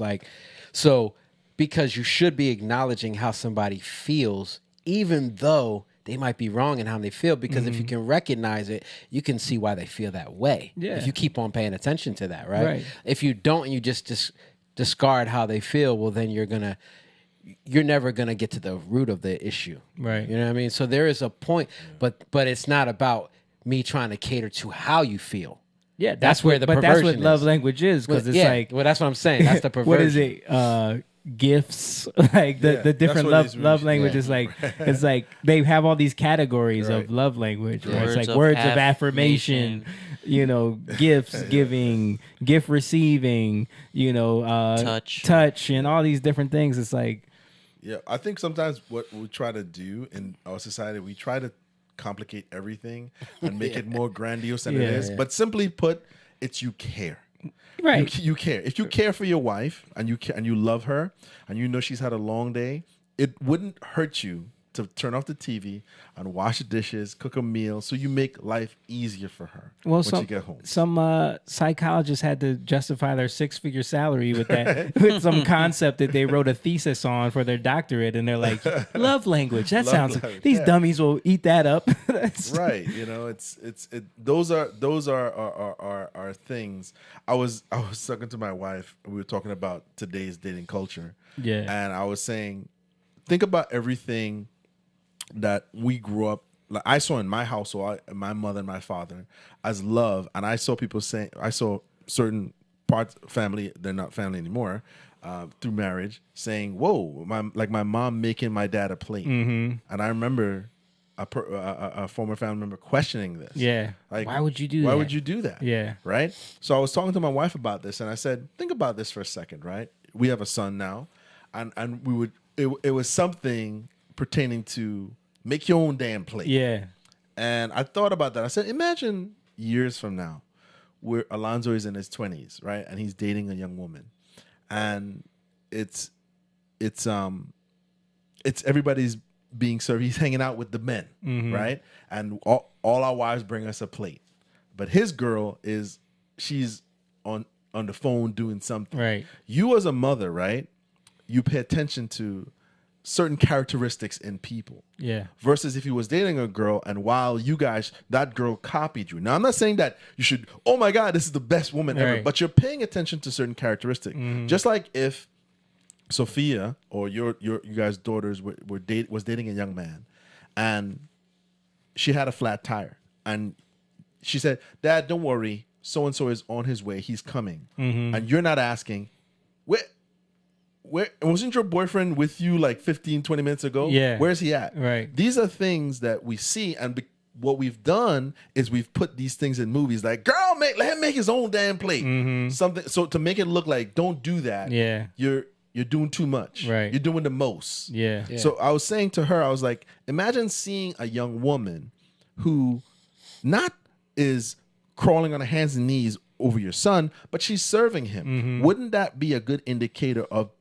more than likely the type of person she is versus a young girl who's on the couch? She ain't, I ain't pressed, whatever Right. it is, that the words that whatever they said, right? I'll push back a little bit because you could be doing those things for the wrong reasons.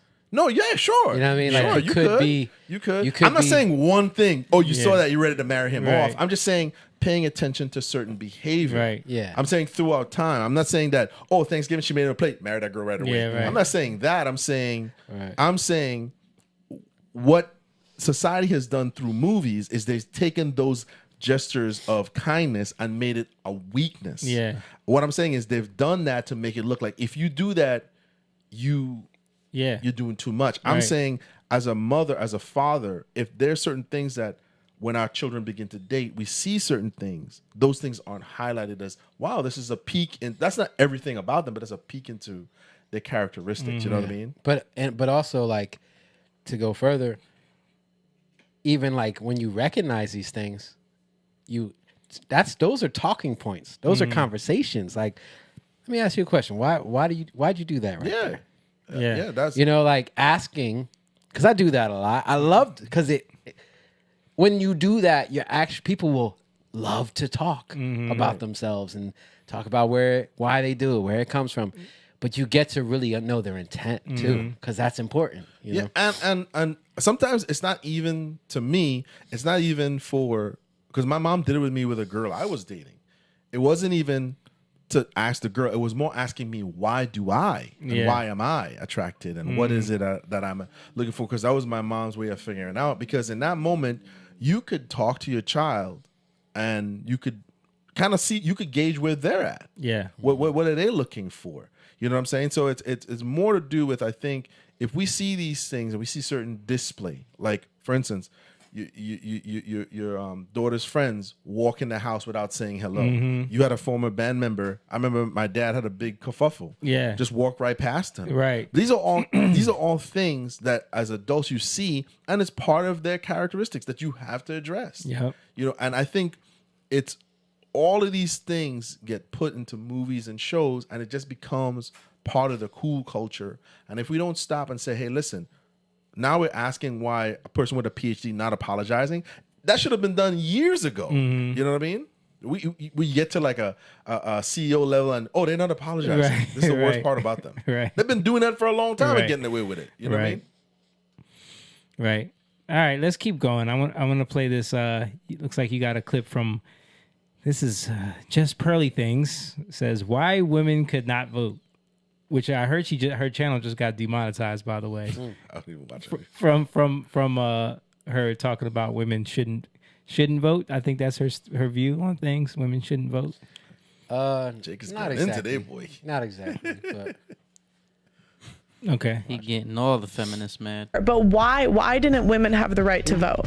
Women, so historically, men had to go to war and fight. That is why women couldn't vote, was because if you had the choice today in 2022 and we were in war and you had to go fight on the front lines, would you pick it? Personally, and this is where people take me out of context and say I don't think women should vote. Personally, if I in 2022 had the choice where I had to go fight in the front lines just like the men in a war, or I could give up my right to vote, I would give up my right to vote. And that's what happened back then, is they equated voting with going to war. So yeah. Okay. Can we watch the next one? Because it's the same. Just goes into a little more detail. This one. Okay. Got the right to vote before women because men were subject to military conscription. Men, if you elected a representative to represent you in the government, that representative could then vote to send you to war. Men, being the exclusive, let's say, victims of forced military conscription, ought to have more of a right and a say. And men got a privilege, and that privilege came with a corresponding responsibility. That corresponding responsibility was you have to go to France and die in the trenches. You have to go get trench foot. You have to go get chemical gassed by the Germans. That was the corresponding responsibility. That's how men got the right to vote before women. Men got the right. Okay. So for me, it kind of puts it more into perspective of where we were and where we are going or where we came from. Yeah. And I'm not saying women shouldn't vote. Like what I'm saying is that there's some traditions that we need to keep, and there's some traditions that need to go away. But we have to know the meaning behind these things, or else it gets lost and you think it's just men were just horrible back then. Yeah. They were just oppressors. Yeah. Patriarchy. Right. It's like you don't understand the thought process behind it, you know. And there was people don't know that there was a ton of women that were against giving women the right to vote for that very reason. You know, against the suffragettes and all that stuff. But even today, like if there's a draft, women don't get drafted. Exactly. Men get drafted. And every time there's a rumor of a war starting, I see all the memes coming up on Instagram and Twitter where women are like, you know, I'm ready to be back in the kitchen again. You know what I mean? Like they're quick to be like feminism, you know, equality, no more. You know, when war is on the table. I mean, if you look at it, you do need women at home to help with the kids, you know. Well, I mean, biologically, the reason why women and children are always protected is because it's the only way to ensure the continuation of your tribe. You know what I'm saying? Well, that's what I mean. Like, if the men are out at war, right? That's what I'm they're saying. Fighting, then who's gonna stay with the kids? Who's gonna be raising these kids? If you take 100 men and one woman. And that's all that's left from war, and they're isolated on an island, those people are going to die out. They're going to die out because one woman can't get impregnated by all those men. It can't happen. But if you take one man and 100 women, he can create a whole new, you know what I'm saying? So there's a reason why. How about one man and a bunch of trans women? But my point is that's why biologically, that's why it makes more sense Science to protect. gonna have to kick in. the women and the children because they guarantee the continuation of your tribe. Like you want more women to survive because a few men can repopulate your entire tribe with more women available. You know, and that is showing like love, or the greatest love does what? Lays down its life. Yeah. Right. There's no greater love than you lay down your life for your friend. Mm-hmm. Plus, biologically, a woman would have, back in those times, most children breastfed. Yeah. So what would happen? Right. There's a lot of different the belief in modern medical, like the formula, all of those things may have existed to some part, but not to the level it does now. Yeah. Like even when Alonzo was born. I don't know if they did Sophia, but when he was born, they went from like, we're gonna do skin to skin now. Yeah, we found out that before it they would just swaddle them up and just give it, whatever. Now they're realizing that skin to skin is better. Skin to skin is better. Yeah, and they were like, oh, dad too. And so these are all things that have changed. But back then, what pregnant woman postpartum or whatever it is. Yeah. Come on, it was silly. But that goes back to what you were saying earlier about like entitlement comes with establishment, because as things get established more and more for women, then they can be of the mindset where like, well, why do we need men again? Like you always hear feminists fighting for like, equal pay and equal rights in the workforce, but it's only the jobs that they want to do. And this is the problem with education, and from perspective is always where you're standing, right? So when you think about this, right, a lot of these things were available as far as facts, but from the professorial standpoint, part of it was told, not the entire thing in context, right? So when you hear suppression of female votes, it stops there because they don't go further to be like, well, here's why, right? Yeah. Just like we would say, some people say, well, women shouldn't fight in the front lines, and we say, why? That's oppressive. Because if you get captured by the insurgents who believe that women are lesser than you, right? When you get captured, they don't just torture you. Yeah, it goes into because they feel disrespected that you are fighting against them. Right.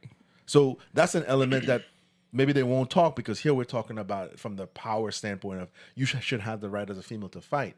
But when you get caught or something happens, what do you do now? Not only that, it's like logistically, biologically, if you're on the battlefield with, 250-pound dudes and they got gear on and weapons and someone needs to be dragged off. It's impossible. You can't do it. So now you become more of a liability. Right. Out there, you know? Yeah. All right, so now we got this one more video that you sent me.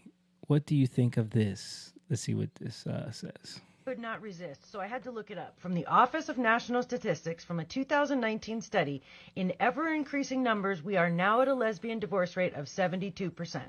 Yikes. So the top 4 reasons that they are reporting getting divorced is feeling ignored, inequality in the partnership, adultery, and domestic violence.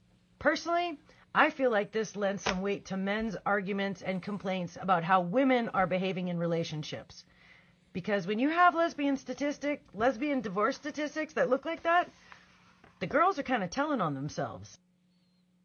Hey, well, we know that women initiate, upwards of 80% of divorce with men. Mm-hmm. So, now they're saying that 70% of lesbian marriages end in divorce. Is that what she said? Mm-hmm. 72% end in divorce because of inequality. Selfishness. What was the other things? Adultery. Adultery. Domestic violence. Domestic violence. Yeah. Yeah. So yeah, it doesn't end well when you go after your own desires. Mm-hmm. Right? Your own desires when you are self-ambitious, right? Selfish, when you have selfish ambition, you have envy.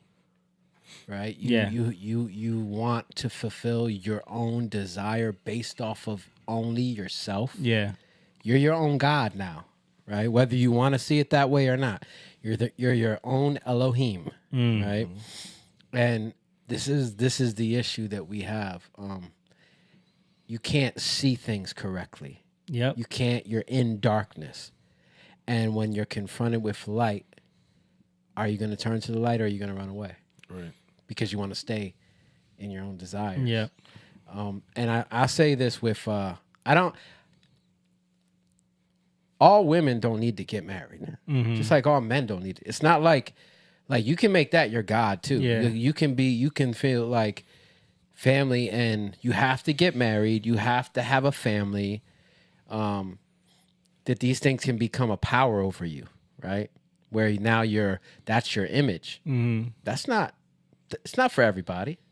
It's for most people, I would say. But it's not for everybody. Some people, you're called for something else. Yeah. And that's okay. I don't think there's anything wrong with women having jobs. Yeah. Right? I don't like the traditional family. That can be, we're not in the same time. Right. So it's not like everything they did back in the day should be done now. Like, that's not what we're saying whatsoever. There's nuance to this because I believe God calls you for a certain time in your time. It's not going to look like it did 50 years ago. So when I see that, like, you see these, what are they called? Like these women who are like dressing in 50s gear. Oh, garb trad wives. Trad wives. Yeah. Traditional wives. Yeah.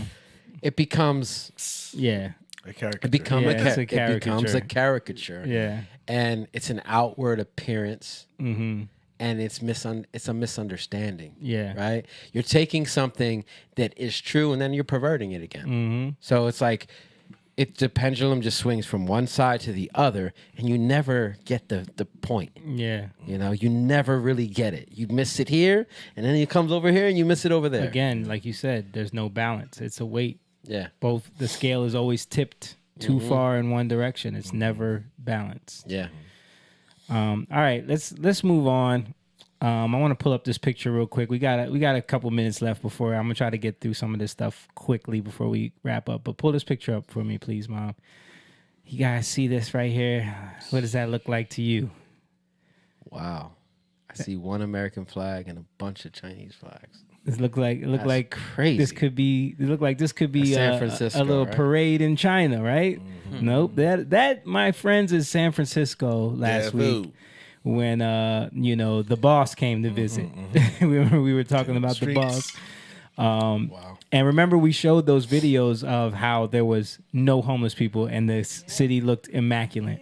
Roll it. So and then Gavin Newsom came out and admitted that they did it because President Xi was coming, which was weird. So I wanted to show this clip of Joe Rogan kind of talking about it a little bit just as a recap because he brought it up with The Rock. Yeah. Just inner cities. Yeah. Homeless. Yeah. Yes. Schools. Did you see what's going on in San Francisco? Whatever. San Francisco's Xi Jinping is going to visit and a bunch of world leaders, but Xi Jinping particularly. And so they cleaned up all the homelessness. They took all the tents out and they put fences up everywhere so the people can't camp out anymore.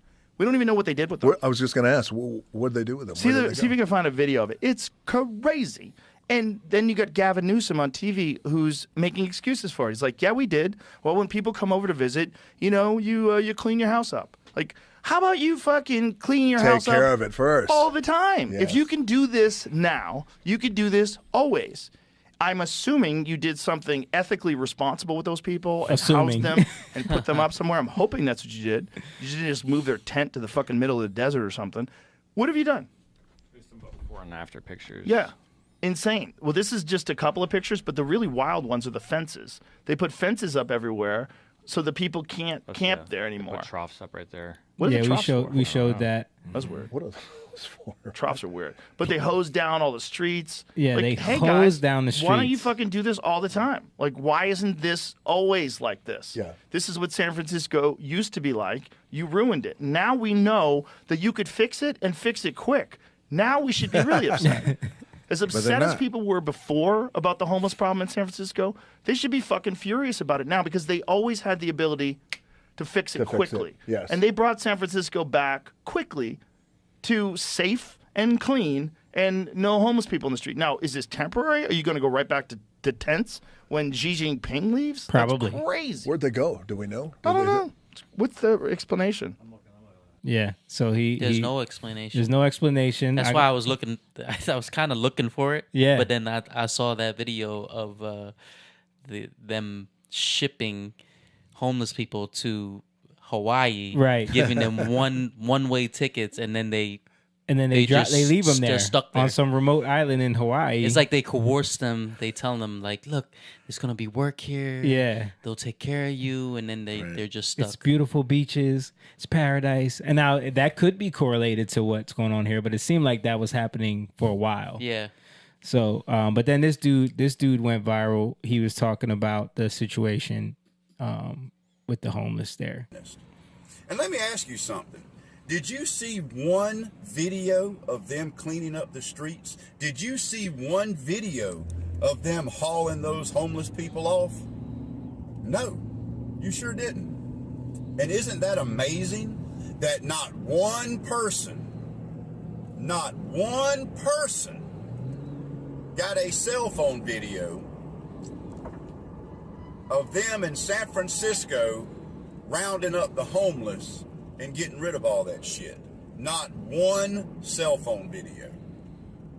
Not one journalist. None of that. That is true, because I was looking. I couldn't find any videos of them hosing down streets. I couldn't find any videos of them like putting homeless people in shelters. They were talking about something like them being loaded into these white vans. Some people were talking about that online, seeing like people on the ground seeing it. But where they ended up after that, nobody knows. But meanwhile, this is a another video of Xi Jinping pulling up and almost the car almost hits this Marine. It's pretty sad. It's the electric Rolls Royce. He's like, what? He had to step back. Yep, that's the electric Rolls Royce. Dang. Yo, this is crazy. And then he opens. Is that him? No, he's gonna open the door for him right here.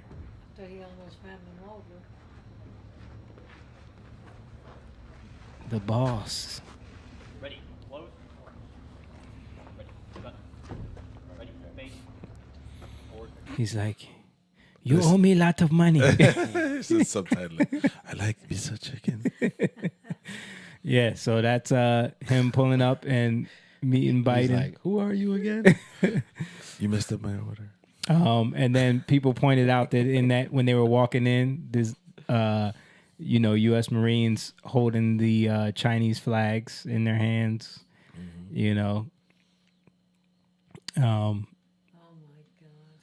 It's just it's weird. You sure it's not Chinese there? No, that's the Chinese, bro. Yeah, that's like a Oh, Chinese. okay. That's what people were saying. But then we showed this here. I saw videos that they were saying those were paid actors. Paid actors? Yeah. All the Xi Jinping. But then there was real Chinese protesters protesting the Uyghurs. Yeah. I don't know if you can. Yeah, there was people pulling down the flags and stuff in San Francisco protesting the Uyghurs. I did want to play this because this was they were interviewing Biden, and where they were asking if he thinks Xi Jinping is a dictator, and then watch Blinken's face. Why? Mr. President, after today, would you still refer to President Xi as a dictator? This is a term that you used earlier this year. Well, look, he is. I mean, he's a dictator in the sense that he is the guy that runs a country that is a communist country. He's like, damn it. Yo, it's like, remember that did you see that clip of him when he was talking on the plane and Blinken's like peeking from behind the curtain? He's like, He's the Jesus like, would meme. you shut up? Yeah. There was another clip of him. Oh, this is Biden just looking completely lost. Oh man. Like, It's in dude. Hawaii. Yeah. The music. X-Files. What am I doing Yeah. here? This is when he was falling asleep. Remember, look.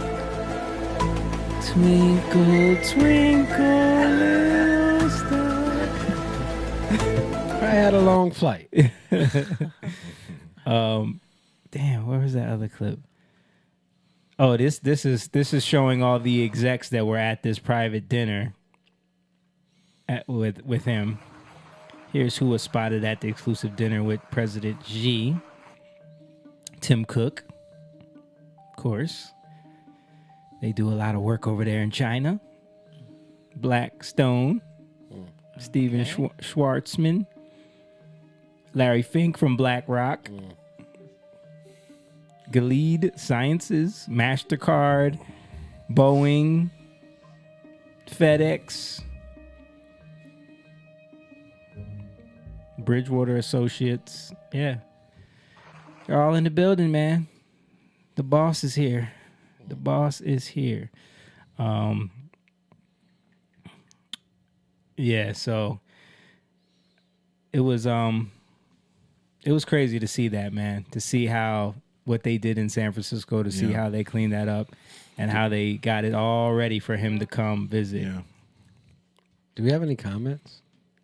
I haven't, because I can't see. I don't see any. No. The boss is watching. Also, so did you guys see that there was a little insurrection going on at another insurrection at the DNC headquarters in DC? Yep. You haven't seen that? Look at this. Now, you remember what was happening on J6, right? Mm-hmm. Let's look at this.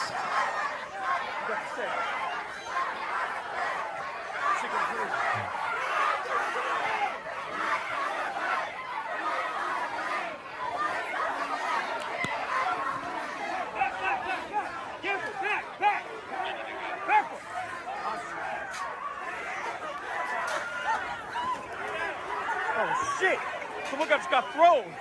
People getting thrown down the stairs. People getting thrown down the stairs. Yo. This is also an example of entitlement. I'm just in an established place. Yeah. Because if you were doing that somewhere else, I just want to point out how it wasn't labeled an insurrection, and we didn't hear about this on the news at all. they were breaking. It was Peaceful protests. a You know? lot more police. Oh, way more police. Way more police. And again, another reason why I'm showing that is because I don't know if you guys heard about this. Did you hear that the January 6th tapes were leaked by Benny Johnson? Oh, no, what's his name? The new speaker. No, you didn't hear about that? I've seen some of them where they admit to pretend to be certain people in the crowd. Yeah, there was some of that, but there was also like footage pretty much showing how. Well, first of all, there's this footage that shows how they staged this phone call. Remember that phone call Mike Pence made to Nancy Pelosi? Mm-hmm. So they staged it. They've actually filmed it twice.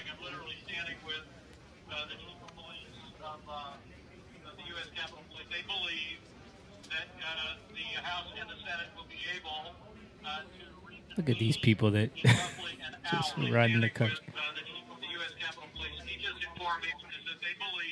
This is the second time they filmed it. This is the one they aired on CNN.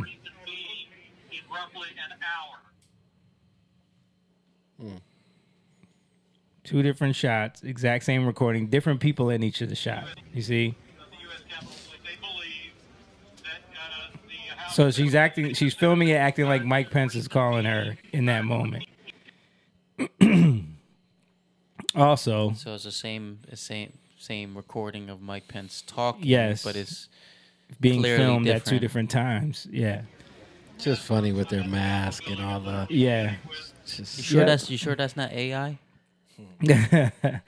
No, it's not.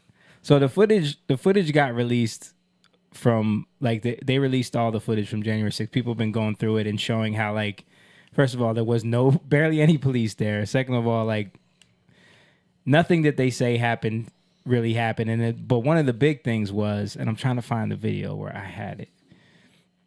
Let me see. I had it somewhere. Oh, it was this one. So, dude, this is crazy. So when all the protesters showed up, they were still standing there. Was captured by everyone's This is the guy making fun of. Never mind. I'll show this one. This they already have their this guy's making fun of. He's trying to say that all that scenery when they were like breaking down the barricades was all staged. So he's making this joke. hands up, which we learned all about in Act 1. And this footage was captured by everyone's favorite That is weird that they're walking up with their hands up. TV's Elijah Schaefer. Get a good look at these cops, guys. Notice how they're already grouped, spaced out, and in line. And here you have Happy, because she's happy for hours. As we come into Obstacle 1, Samsel checks back to see that he's not alone. Notice how the plastic liner's still laying out. Alright, we've got Cop 2 from our previous video, pretending to phone it in. It is indeed a side ponytail. No, please don't do that. Everybody just laughing, hanging out. Look at this cop. He's laughing with the guy. Shooting the shit. Never knew an insurrection could be so funny. And over here, it's the barricade dance. The only game they really have, other than the awful chanting. Looks great for camera. Gotta keep the actors busy. Now Samsel dramatically taking off the jean jacket that he's gonna throw to the ground and never retrieve. That's not normal. Now Epps comes up to Samsel. We know what a wonderful kayfabe actor Epps is. That's Ray He's Epps just right there. whispering for the dramatic effect. Back and forth, and no one has a weapon. And now we have Miss Barbie to the right, who turns out to be Caroline Edwards, who is one of our stars during the June 2022 Capitol hearings. Woo! That sounded real. And Barbie hangs on, and here the momentum catapults Barbie's right shoulder into the rail, injuring her. So you can see Samsel put his hands up to his head. He f***ed up. That wasn't supposed to happen. And so now look, they just come around, breaking character to check on her. Like he goes around the Tells me he could be barricade the and just controller of checks this on scene. her. They don't want anybody actually hurt. I know that may sound contradicting. The purpose is not to harm each other. The purpose is to get dramatic photos and videos. So they're just grabbing. What the hell are they doing? The cop got a headlock and a cop? I have this cop come down. Can we call him Enrique? Look, he's just fighting the air. If you know anything about stage combat, it looks just like this. It's just the game of slap and tickle. And this cop just pushes him. He just pushes his head down. God, you guys couldn't get better actors than these Keystone cops? And to our right, we're doing a little remodeling. And now they all start to pour in. Teamwork. So now Tony just makes his way up the stairs because he's our wonderful kayfabe cheerleader. Put a little bit more into it, side ponytail. Give me something. No facial expressions, just nothing. Because she is dead inside. And they just retreat. And they defeat Obstacle 1 in less than a minute. Didn't even put up a fight. And they just scatter like the terrible actors they are. And they're making their way up. When you see it, it's like it looks so bad. weird. But this is the one I wanted to show y'all. So when they were all standing out there, through the media, I've seen watch this. acts of violence against police officers that I had not seen before. They're showing the actual footage compared to what they were saying. And, Look, our officers on the line did what they needed to do at the time. they were throwing flashbangs into the crowd for no reason. Yeah, They were shooting pepper spray. Chucking grenades at us. If they'd never thrown the concussion grenades, if they'd never used the pepper spray, this wouldn't have happened. It was a peaceful protest. I was standing within 15 feet of the line of officers. They started firing at us before anybody did anything to them. We were not rushing them. There was no advance on them. They just started throwing concussion grenades and pepper spray.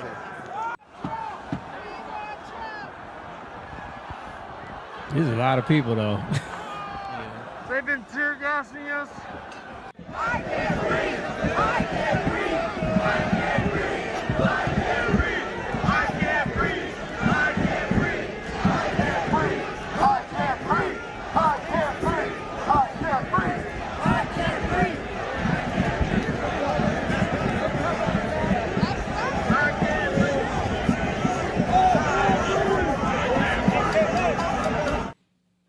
So yeah, it's becoming even more and more obvious.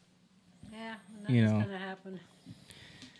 that this was like I mean, does it look like a bunch of people that were trying to overthrow the government?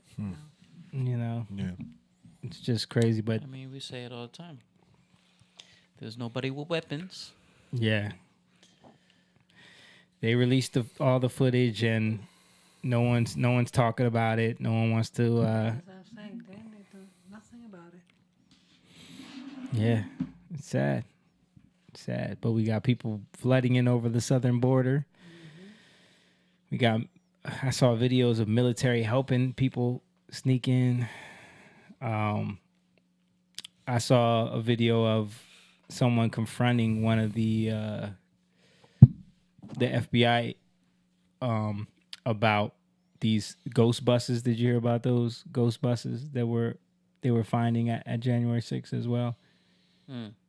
No. They were just like bussing in people that were impersonating protesters.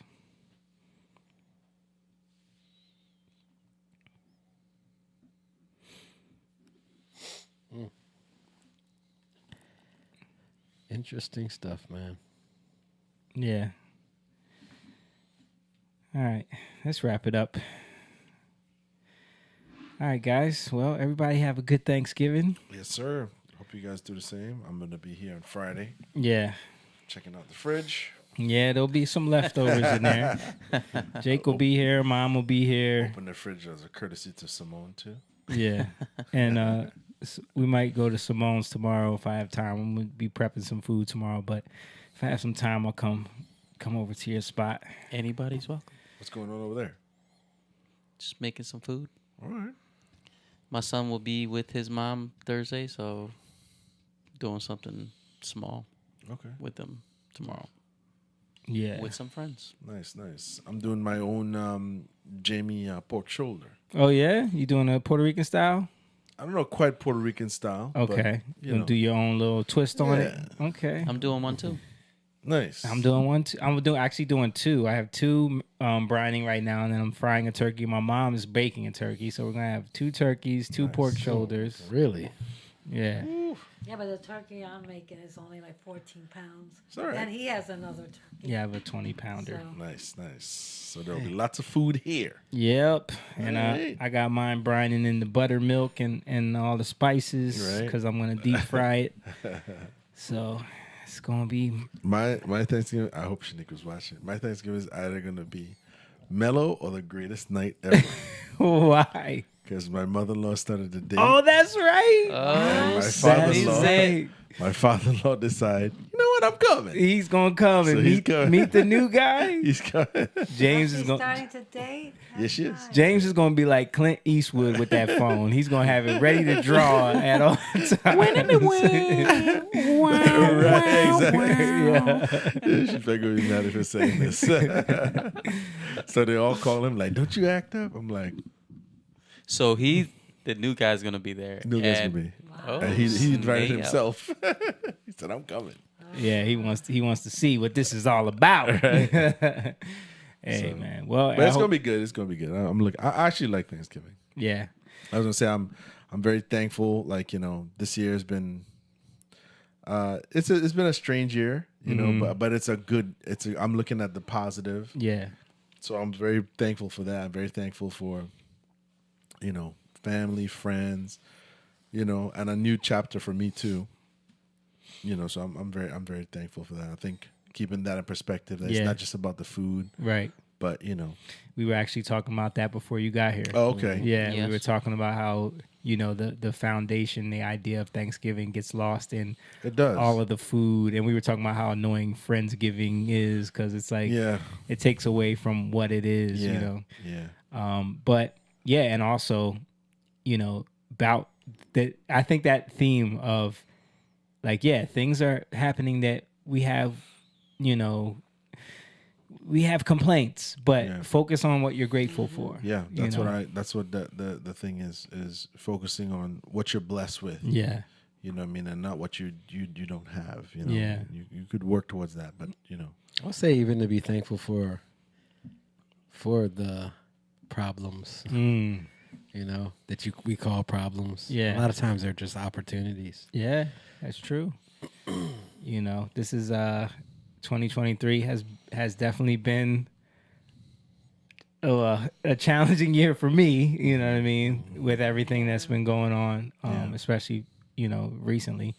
So I'm grateful for you guys. You know, having y'all in my corner, and community. Community, man. And let's keep growing this thing, man. Let's keep doing what we're doing. Let's keep having these conversations. Let's keep trying to build this community that we have here in the Young Lions, and keep trying to spread this word. So with that in mind, guys, if you like this, if you want to spread the word, if you want to be a part of this, you can go to the Patreon and become a member, patreon.com/youngliontv. Also, we have a Cash App if you want to just throw some donations. And we have music that's available for streaming. Check out our song, Grateful. This is a great time to listen to that song. This is the time of Thanksgiving, and Grateful has been doing well streaming. So go check that out on all the platforms. Also, get the merch if you want to get that from the merch store. The link is in the description. And, everybody have a great holiday. We'll see you guys next week. All right, Happy peace. Thanksgiving. Young lion, go live, yeah. Young lion, you rich, yeah. This kingdom has